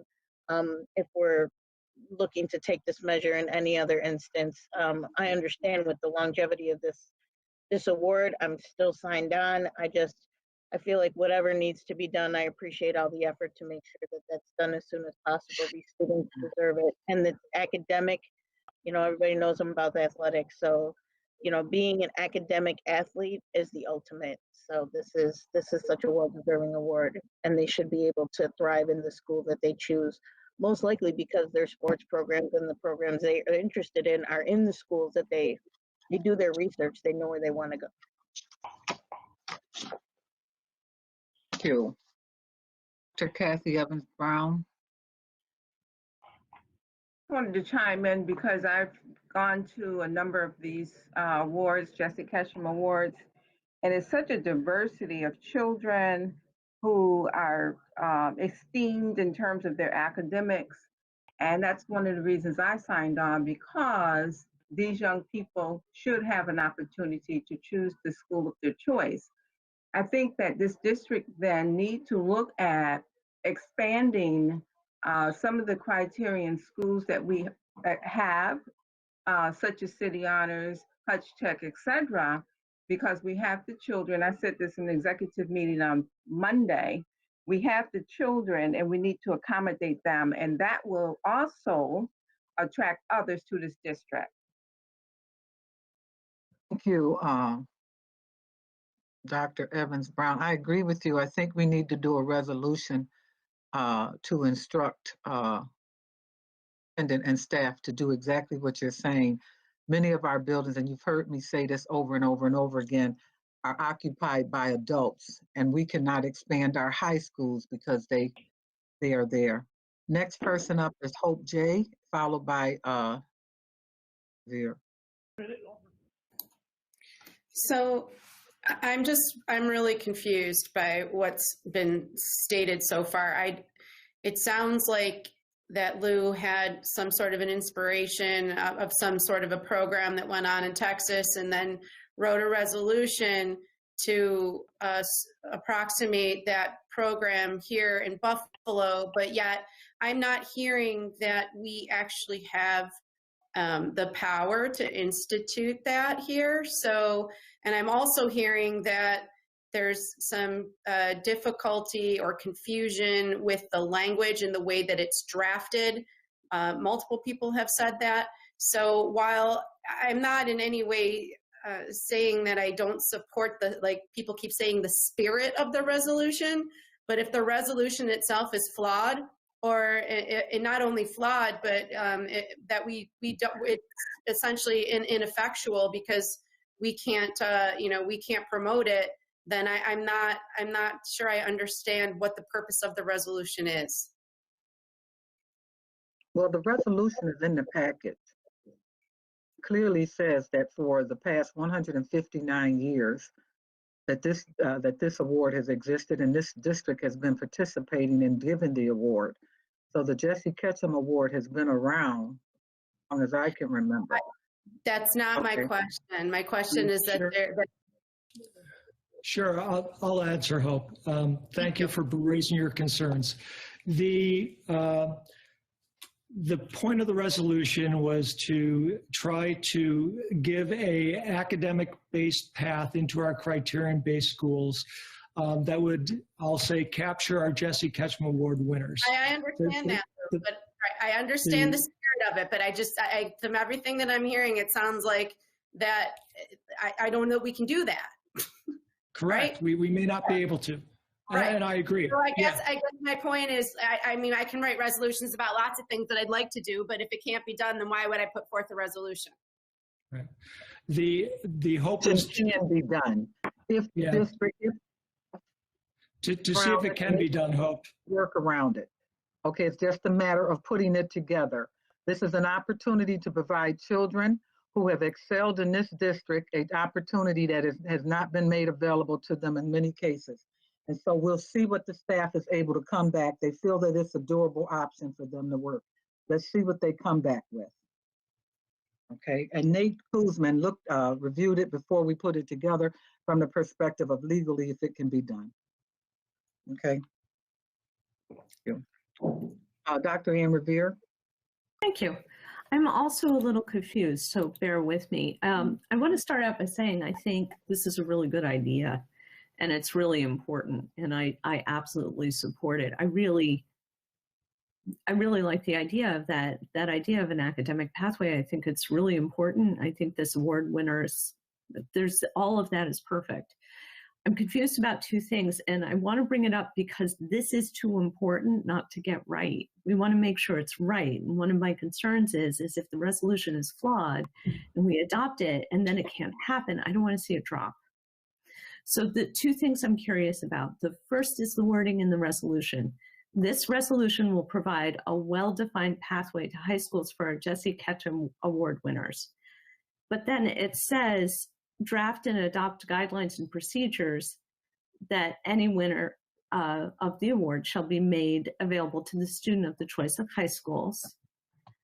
And that's the part that I believe was mentioned, that it's already flawed. So does it make more sense to get the pathway defined and done and then have the resolution, and then it can guide that in an ongoing way? Were you given a timeline about what it would take to create that pathway? No, and when we spoke about it, I guess we had been going back and forth with staff about this. And I think that there was that epiphany moment where the idea was well received. The operationalizing and the technical difficulties that it presents, I guess, was the stumbling block that we had when we were going back and forth. Because one of the things that we had was not only the date, but capacity. So what can we do with respect to capacity? We addressed it a little bit in the resolution. But is that something that also the district can do? Are we going to expand our criterion-based schools? Is that an option to make this compliant? Do we come up with a creative or an innovative school that captures these children as well? I mean, there are a variety of different discussions, but that was kind of when that was brought to our attention. We just want to put it forward for discussion at this point, and more so than anything else. I mean, the spirit and the intent is there, but there are flaws to it. I would be the first to tell you that. So what would your recommendation be for the next steps? Because again, I'm concerned about voting on it, adopting it, it's flawed, and then it fails. I think that doesn't support the award winners in the way in which we want them to. I would say that this is a three-level award. It requires that the children have been in the school years consistently. So going into the 8th grade, these children would have already been identified as potential Ketchum winners, because they would have consistently have had to produce for those 3 years in order to be the top of their class. And so if that means that in the registration department that they have to earmark X amount of seats aside for just the Ketchum winners, then that could be a matter of working it out. Okay, the problem that we have in this district is that we don't have pathways for children to get into criteria schools, because the conversation is always it's not going to work. So if staff feels that they are able to come up with a solution to this problem, if given the opportunity, what is wrong with putting forth the resolution and asking them to do that and come back to the board with it? Nothing on my part. My concern is that Mr. Petrucci expressed that there may be, that staff expressed that there may be a real problem with it. And my concern is that it would fail when it should not, because as you say, those seats need to be there. We need to be able to make sure this happens. I don't want to see it fail. And that's my concern, if maybe we need to amend it. So the thing that I was wondering about was this: does it need to be amended to direct that pathway is created for those winners? Because there's some language in there saying what the pathway is, but if staff is expressing that might not work, I don't want to see it closed off. Does that make sense? Would you be willing to make an amendment? Well, I'm not sponsoring it. I believe one of the sponsors need to. Unfortunately, I wasn't able to look at this in time. Okay. I do support it, though. But as a point of order, I believe one of the sponsors needs to amend it, correct? Well, I'm very willing to add that amendment so that we can accomplish this task. We can accomplish moving to online learning. We can accomplish many things. If we are unified to a goal, we can accomplish it. And I think that would be a good addition to direct that this happen. Yeah. So, Dr. Rivera, if you'd like to make a amendment, I believe you're able to make an amendment to the resolution. Then we would just one of the sponsors would have to accept it. Mr. Hurd. Lou, how far away are we with this? I mean, I understand Dr. Rivera's concern because I wouldn't want the child to be accepted and find out there's no seat for that child. So I do hear the concern, but how far are we away from getting this passed or getting this fixed? I'm sorry, getting it fixed. Yeah. My guess, Terrence, realistically, most likely about 2 years out. You know, because we're middle of the school year this year, it'd have to be something we'd have to put in for the year afterwards if we were to be able to find a pathway, if we were to be able to identify a pathway depending upon an amendment and put it in place for the subsequent school year. It couldn't happen this year. It could maybe happen the year after. Okay. I'd see maybe we can figure out how Texas comprise their efforts into making their program work for it. And I mean, we duplicate things or copy things. Maybe it might fit our agenda. Using that.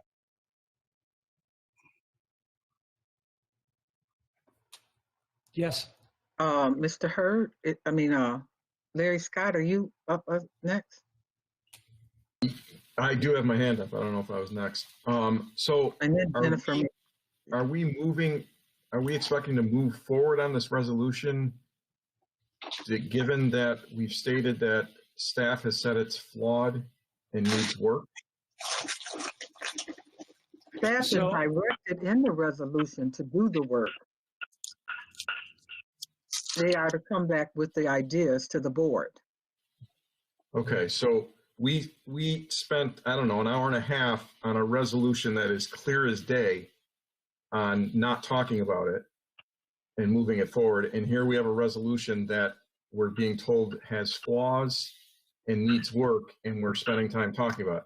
So it seems like I'm going to motion to move this to a committee discussion to study it, work on it, and get it right. Perfect suggestion, Larry. Is there a second to that motion?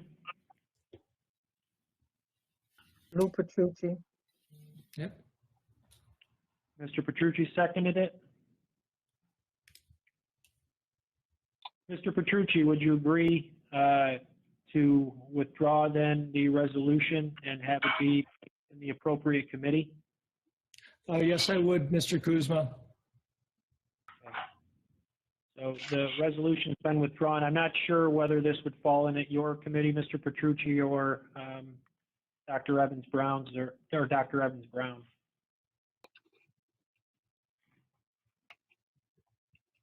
We can work together, Lou. Yeah, we will, Dr. Brown. Okay. The other Dr. Brown.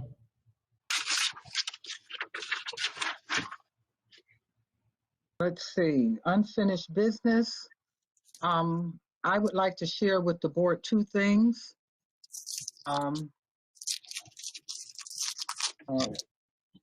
Your hand is still up. Do you have a question about this? Okay.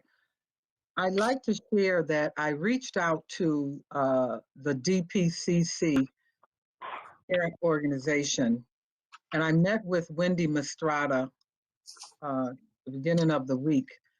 My purpose for reaching out to DPCC is to try to pull our parent Congress together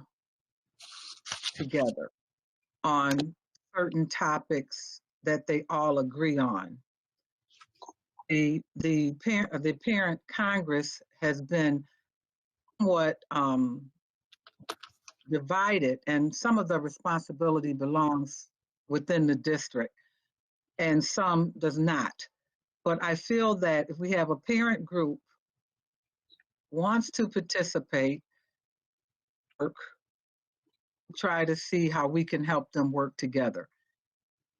Found out in that process was that there was a lot of division amongst the parent Congress.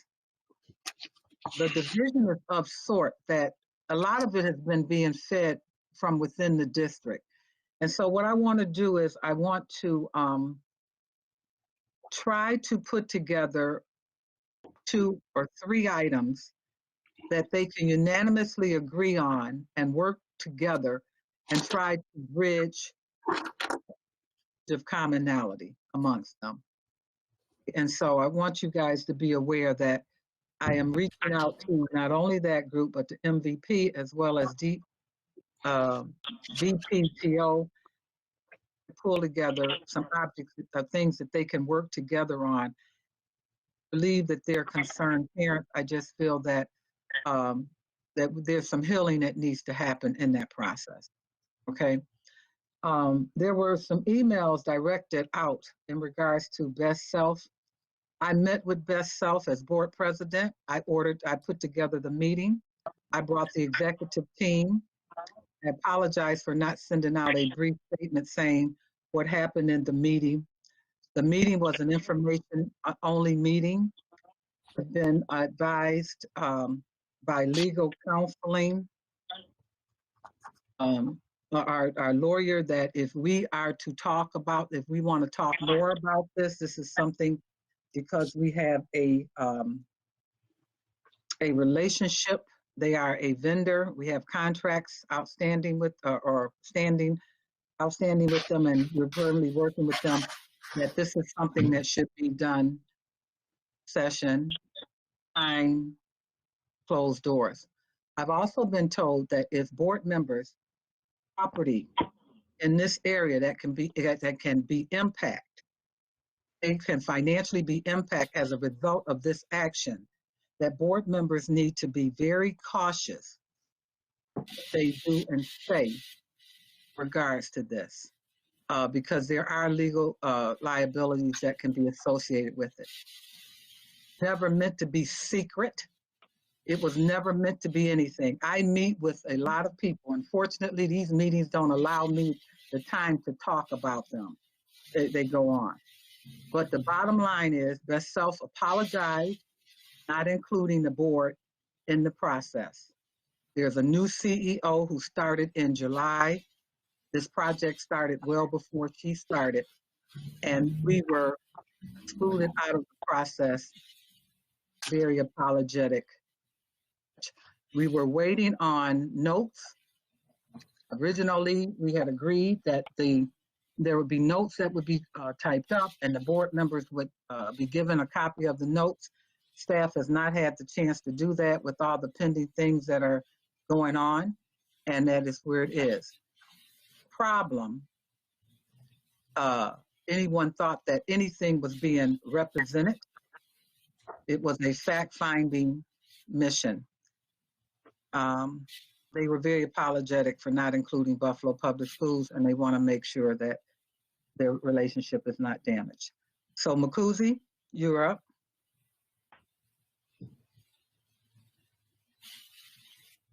Can't hear you. I'm sorry. I wanted to point out as well, President Chapman, that I appreciate the trying to, bring the parent group together. And just to remind you that there was an agreement between all of these parent groups during the executive committee sessions that I was holding. There was some paperwork drawn up that they all had agreed to in order to move forward. And the agreement was those, coming together on three topics, and this is all written, and it's all their own work.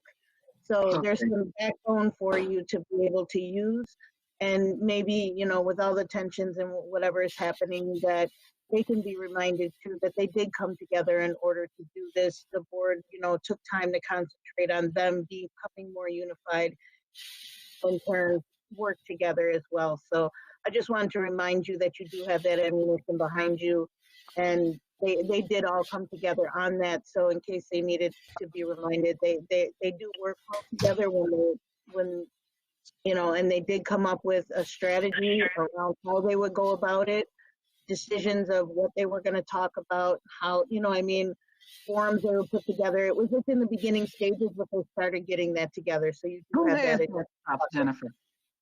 Who has it? Where is it? Does Ramona, Dr. Reynolds have it?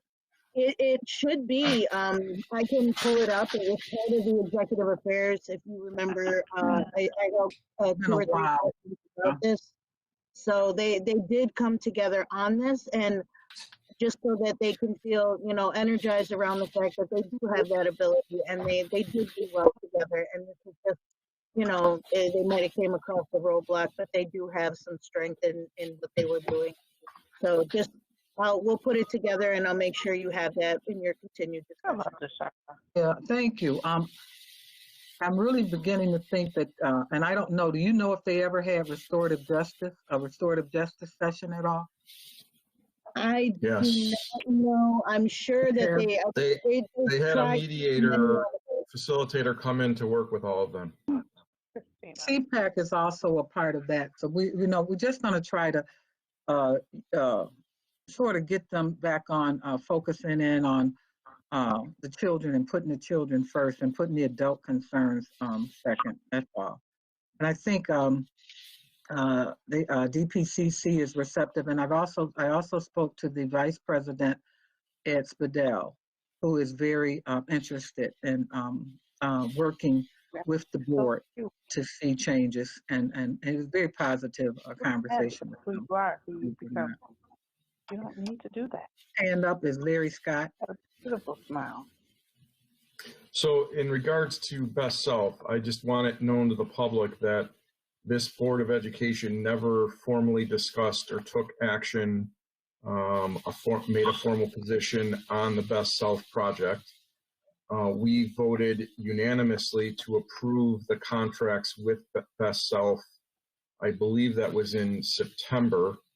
And then that unanimous vote was on the board meeting minutes for October's meeting, and there was no objection to those meeting minutes with the unanimous vote from September. So we never took any position in regards to the project that Best Self had, and we also did not vote. We collectively voted in support of having those contracts approved. The meeting was brought to my attention, or all of our attention, before the meeting was had, and I raised objection and questions and concerns to it before that meeting, and there was not a response to those questions and concerns and objection. And so I went to the Best Self community meeting, and I approached the CEO them to talk with us as a board, as a district, and I was expecting to hear from them when I did not out to them get a response. And as a concern, and I reached out to legal to find out if anything that I did was okay or within my purview as a board president, and it was. And I prompted the meeting. I need to know that when we're doing multi-million-dollar contracts with people, they are in the process of doing plans that are within 500 feet of our buildings. We are considered worthy enough to have a basic conversation with. And that's what we did. No positions were represented about this board. It was clear to them that if the board wanted to have an additional meeting, that we would set up a meeting with them and make it available for them. But we had to find out why, after having a relationship for years, that a $26 million project would be put together in Buffalo Public Schools, the superintendent nor the board would be considered. That's the reason for the meeting. Okay, so Mr. Hurd, you're up. No, I'm here before. I agree with your sentiment and your reasons for opposing or having concerns with the project or them not speaking with you. But then the same applies to us. We didn't have the conversation amongst each other. You didn't converse with us on these issues. Have your permission, Larry, to meet. And we didn't formulate an actual position. Your permission to meet. permission I'm to not, meet. I'm not hearing. Whatever I do, so you understand, Larry, whatever I do, I clear it with legal first. So is there a policy You that want an indicates, additional meeting? Do you want an additional meeting with Best Self? Is that what you want? is there a policy that indicates that if the board approves a contract, that it cannot be signed by a I board don't member? have to sign, as a president, under my fiduciary responsibility, if I choose not to sign something that is within my right. Okay, you cannot make me legally sign anything. So, Mr. Kuzma, can you, assuming you're still on the line, can you clarify that? What is the process if the board unanimously approves a contract? What is the process in signing that contract and moving it forward?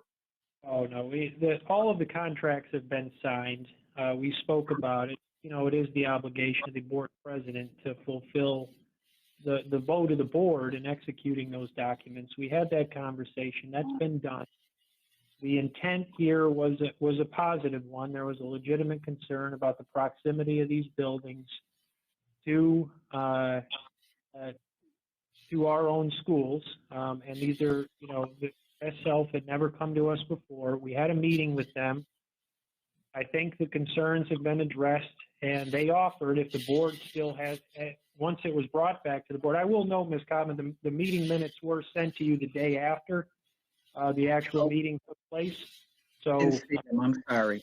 So I do want that to be clear, because Dr. Brown Hall did work on those.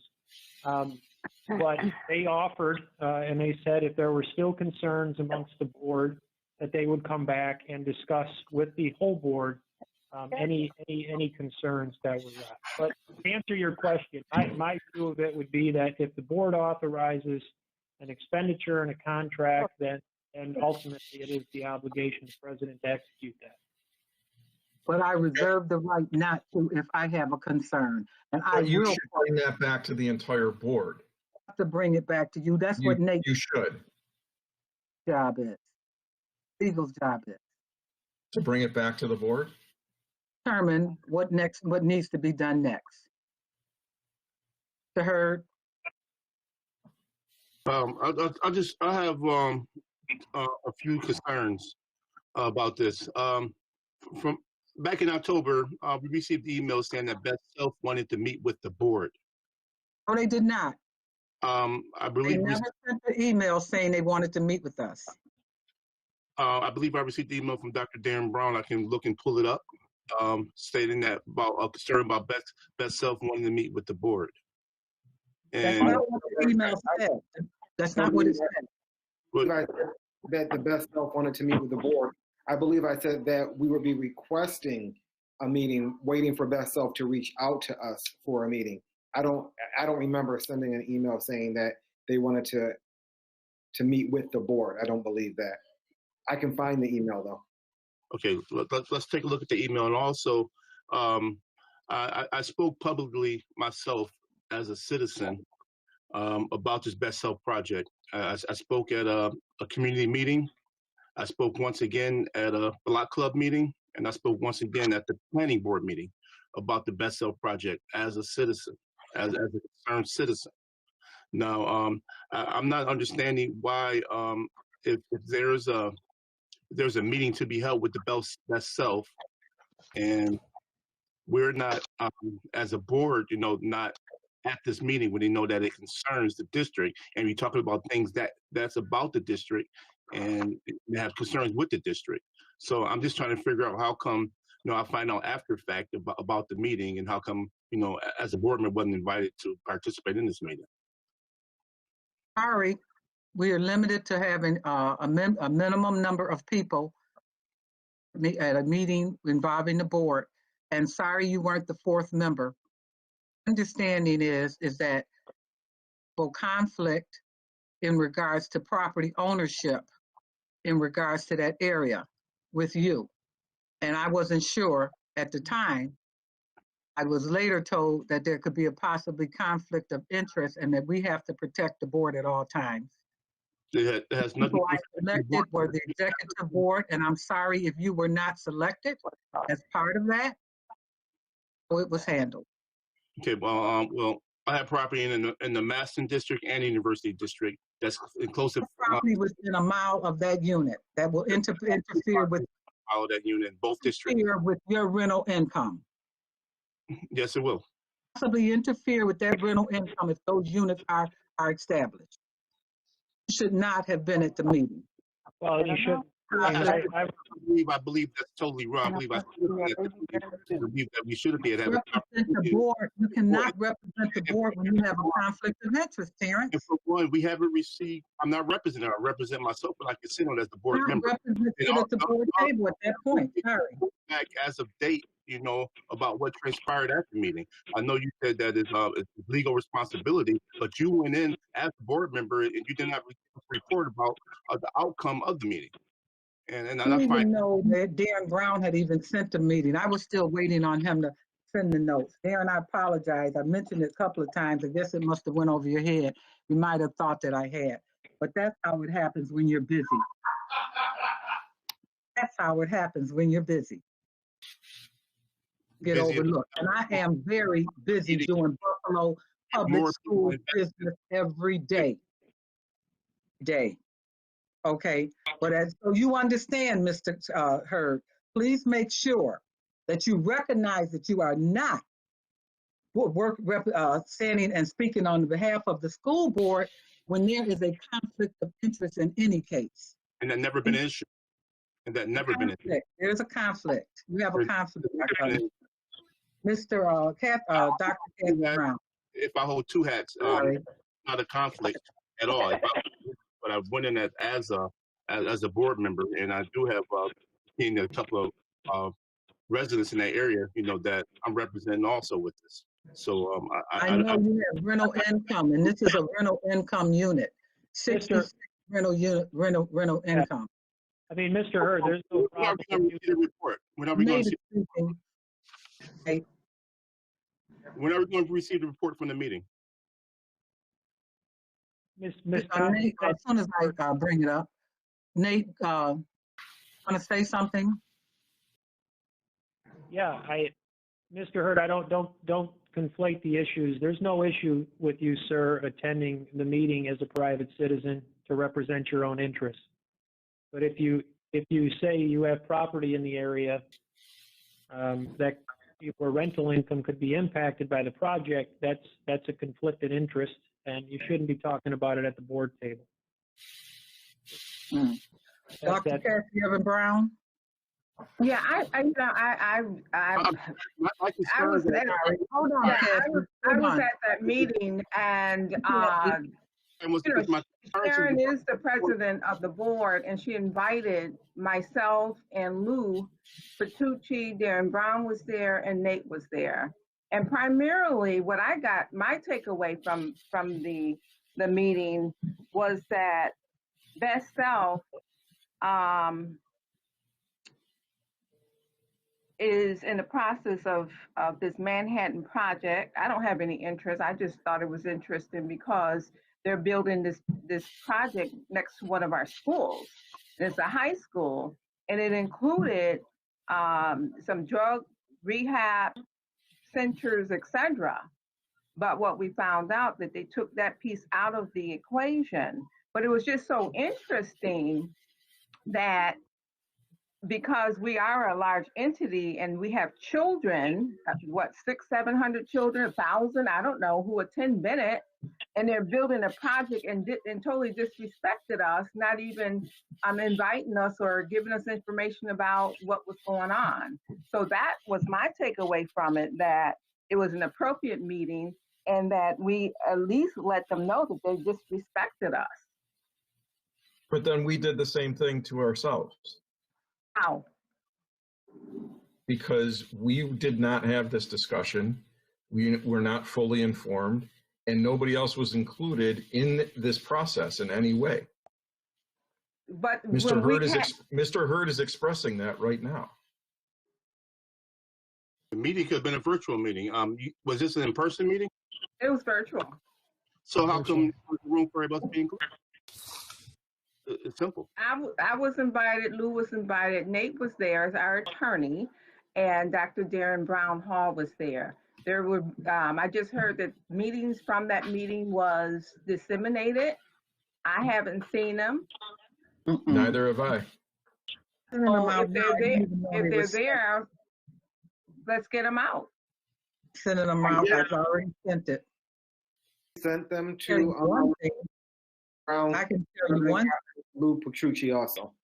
Yeah, and I didn't know that they had been sent. So thanks for resending them, Darren. That's how it went, okay? All right, but just don't get offended if other people actually. Last time I questioned, I found $3.2 million after something you had approved. So when I have a question on something, I'm gonna question it. But bring that to us. We might agree with you. You have a point there, but you never brought it to us and then just went rogue with what happened. I have a right to do certain things, whether you like it or not, Larry. I disagree. You have a right to inform the board and when you work and have us act collectively in unity. You have the same rights we have. You have the same rights that we have. If there's a meeting, and guess what? The law, the guidelines say that only 4 board members assemble without notifying that it's a meeting. That's why it should have been notified that there was a meeting. You certainly would not have been the one selected, knowing that you have a property over there, a concern, a conflict of interest. But shouldn't that decision be made with Mr. Hurd, not for him? Did not know it. Somebody told me about it. Right. So, but Mr. Hurd, it doesn't sound like was a part of that decision. It was not. Just like I wasn't a part as a board president, or you wasn't a part of the meeting with the New York State Athletics Committee, or Wilson Foundation, or Say Yes to Education by the Ad Hoc Committee, or any of the other committees that meetings that he took it upon himself to have. Let's stop it. As a chair of the committee. I'm sorry that I did not send you the information. As soon as Darren sent it to me, it would have alleviated this situation, but there was nothing improper about what I did. Get over it. Any additional items? I object to that characterization. If you operate, then we will. Thank you. I'm sorry to do what I have to do. You guys have full-time jobs. You have you don't have the amount of time to do the type of or the things that are being done on a daily basis. This district would not be moving if we had let us determine that, not you for us. So I have another question along these lines, which is what prevented the communication. Not having more than 4 board members in the meeting is very clear. What prevented the communication in the first place? I sent out an email, whether you saw it or not. But I was sorry. Saw it. Let me be clear. I saw it. I did not send. I did not send out the notes from it. Okay. No, Dr. Brown Hall sent an email. Dr. Brown Hall sent the email. I'm talking about the one that I sent out that said that I was waiting on the memos. After you didn't sign a contract. Here's the thing. The back and forth, I understand. And we can go back and we will all look in our email and we'll figure out the pattern of it. But this points to a larger issue that is very true on the board that you spoke to yourself earlier in the meeting about the need for boards to communicate well and be unified. For that matter, I didn't even know this was going to be on the agenda today. I didn't know Parent Congress was going to be on the agenda today. And I would recommend at this point for this board, because we do need to be unified. We do need to be clear. We do have a lot of work to do, as you yourself has pointed out several times, President Hartman. I think we need to work on this as a board to move forward and appropriately represent our stakeholders. For that matter, I had no idea today that any of this was going to be tabled. I had no idea about one resolution. I didn't know about the other one being flawed. These are things that we need to be aware of. I didn't know about it being flawed either. I found out just when you found out. This is my point. This needs to be corrected as a board among us. And I would like to see us have a meeting where we work on that, about what our expectations are based on what our stakeholders' expectations are of us. Sorry, you know what I'm really sorry about? I'm sorry that we we initiated a resolution without making sure that we had a unanimous vote. That's what I'm really sorry about, because that's the reason that this was tabled. Okay. So, Just- so you're opposed to the resolution? Let's not go there. We're discussing this on Tuesday. We went through an hour and a half, 2 hours of this. We don't have any reason to bring that up. Exactly. Right. And I was referring to the Jesse Ketchum resolution for your information. But the point is, it's about communication as a board. And I would like, I for one, would like to You see and us. I had agreed to speak once and try to speak at least once a week. Yes, so we do. Overtures. Trying. Here's the thing, though. It's you're busy, still but thought. I'm trying. Well, you and I need to have a discussion about that, and in terms of agendas, et cetera. And I am open to that conversation at any time. But I think as a board, since we have this many members in so many different places, we're looking to your leadership to bring us together. At least I am. You know what? In order to be led, you have to be willing to listen and I follow. have been very willing to listen, as you know. I reached out to you the very first person this morning, did I not? Excuse, and I texted you right back and you never called me. I didn't see that. I'm sorry you didn't see it, but I did text. Take a look. It's right So- there. It's in mine too. Can you talk? I texted you back 15 minutes after you texted me for a Can phone you call. talk? Did you call me back? I texted you and said I can talk at 1. It's always from me. I'm trying to reach out to you guys. I really am. You know, it's been clear. I have not But I appreciated also it. never heard from Mr. Petrucci about the action today either. And that's It's the been thing. I clear that want you to do guys this with you. President to Cotman, do all this. I'm saying is I want to do this. I think get we it. all want to do this. Get it. I get it. So But that it didn't means we need say. to work together moving forward. And we can't just say it. We need to actually do some of this work. Wish What I do you could have been an suggest? do. I'm looking to you. What do you suggest? Wish that I could have been an intricate part of what you guys were working on over the weekend. What was I working on over the weekend? The assumptions are really out of Sorry, control. I don't understand. The Can you tell assumptions me? are out of control, and this is part of the issue. Again, no one was working on anything. I've made it quite clear on multiple times.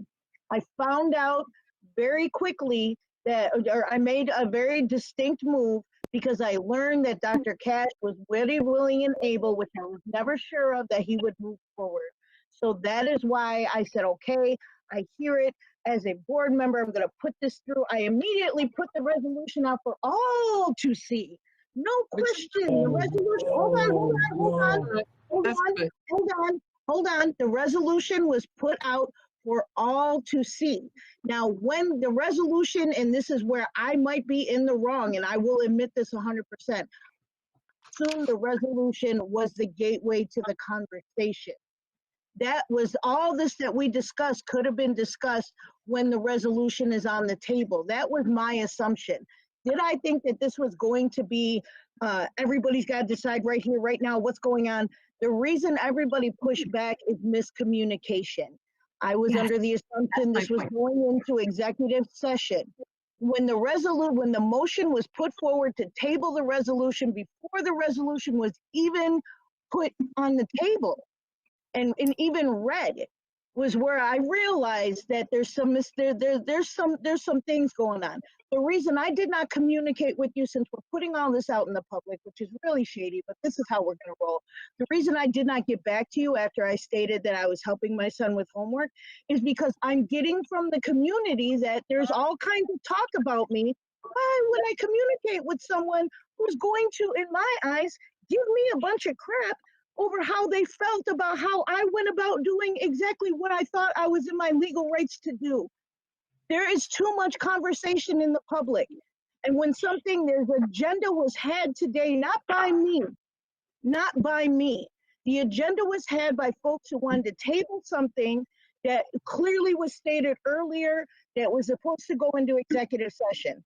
You got a heated argument going, and then we were gaslighted into how heated it was, and now we have to table it. It is what it is. But come on now, the public is not, the public understands and we understand. Let's be unified and just move forward. Enough with this is why, and this is why, and this is why. Enough of that.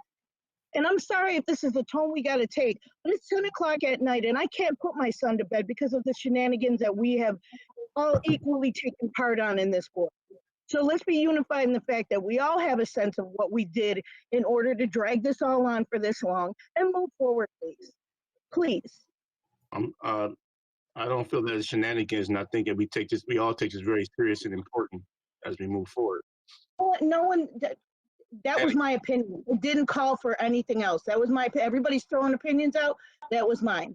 So we can leave it at that, or you can respond, drag it on, and tell me your thought on my opinion. That really doesn't make a difference. So when board members can find the time to get agendas, the agenda was had when the agenda was had. Jennifer, I'm not talking, I'm talking, I did not cut you off. When board members can find the time to get agendas, then they'll be busy and we'll get more done, okay? As a board, we'll get more done. We have board members that are working hard, trying to get things done. We have board members that are not. So when you sit there and find fault with somebody that's trying to make things happen, understand that time, that people try to live their lives and sometimes things happen. Intentionally trying to keep you out of anything, what the plan is. Never has been, okay? But today, in order to move this forward, there needs to be additional conversation. I'm sorry you don't appreciate that, but it is, we're gonna have additional conversation. We're going to have additional conversation about it. I always welcome additional conversation. We already settled we were going to have it on Tuesday. There was no reason to bring it up again in another conversation. We have a board member that's giving people the middle finger on a screen. Sorry? What? There was a board member that was just swearing and giving the middle finger to everybody on the screen. This meeting. Can we please call this meeting? Can we do bereavements first? Bereavements. People are tired. Yes. Let's move on to bereavements. I apologize. Let's move on to bereavements.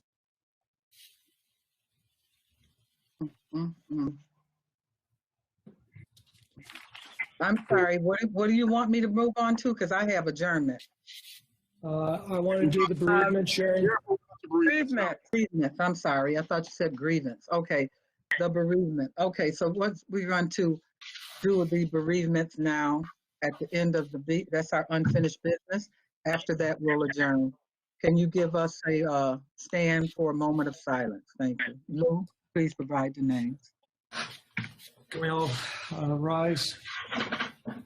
Bereavements for the November 18th meeting of the Buffalo Board of Education.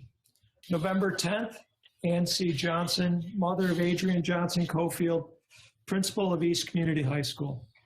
November 17th, Daniel John Manley Jr., retired administrator with 36 years of service to the district, father of Mary Manley, a teacher at Hutch Tech High School. Let's bow our heads in silence.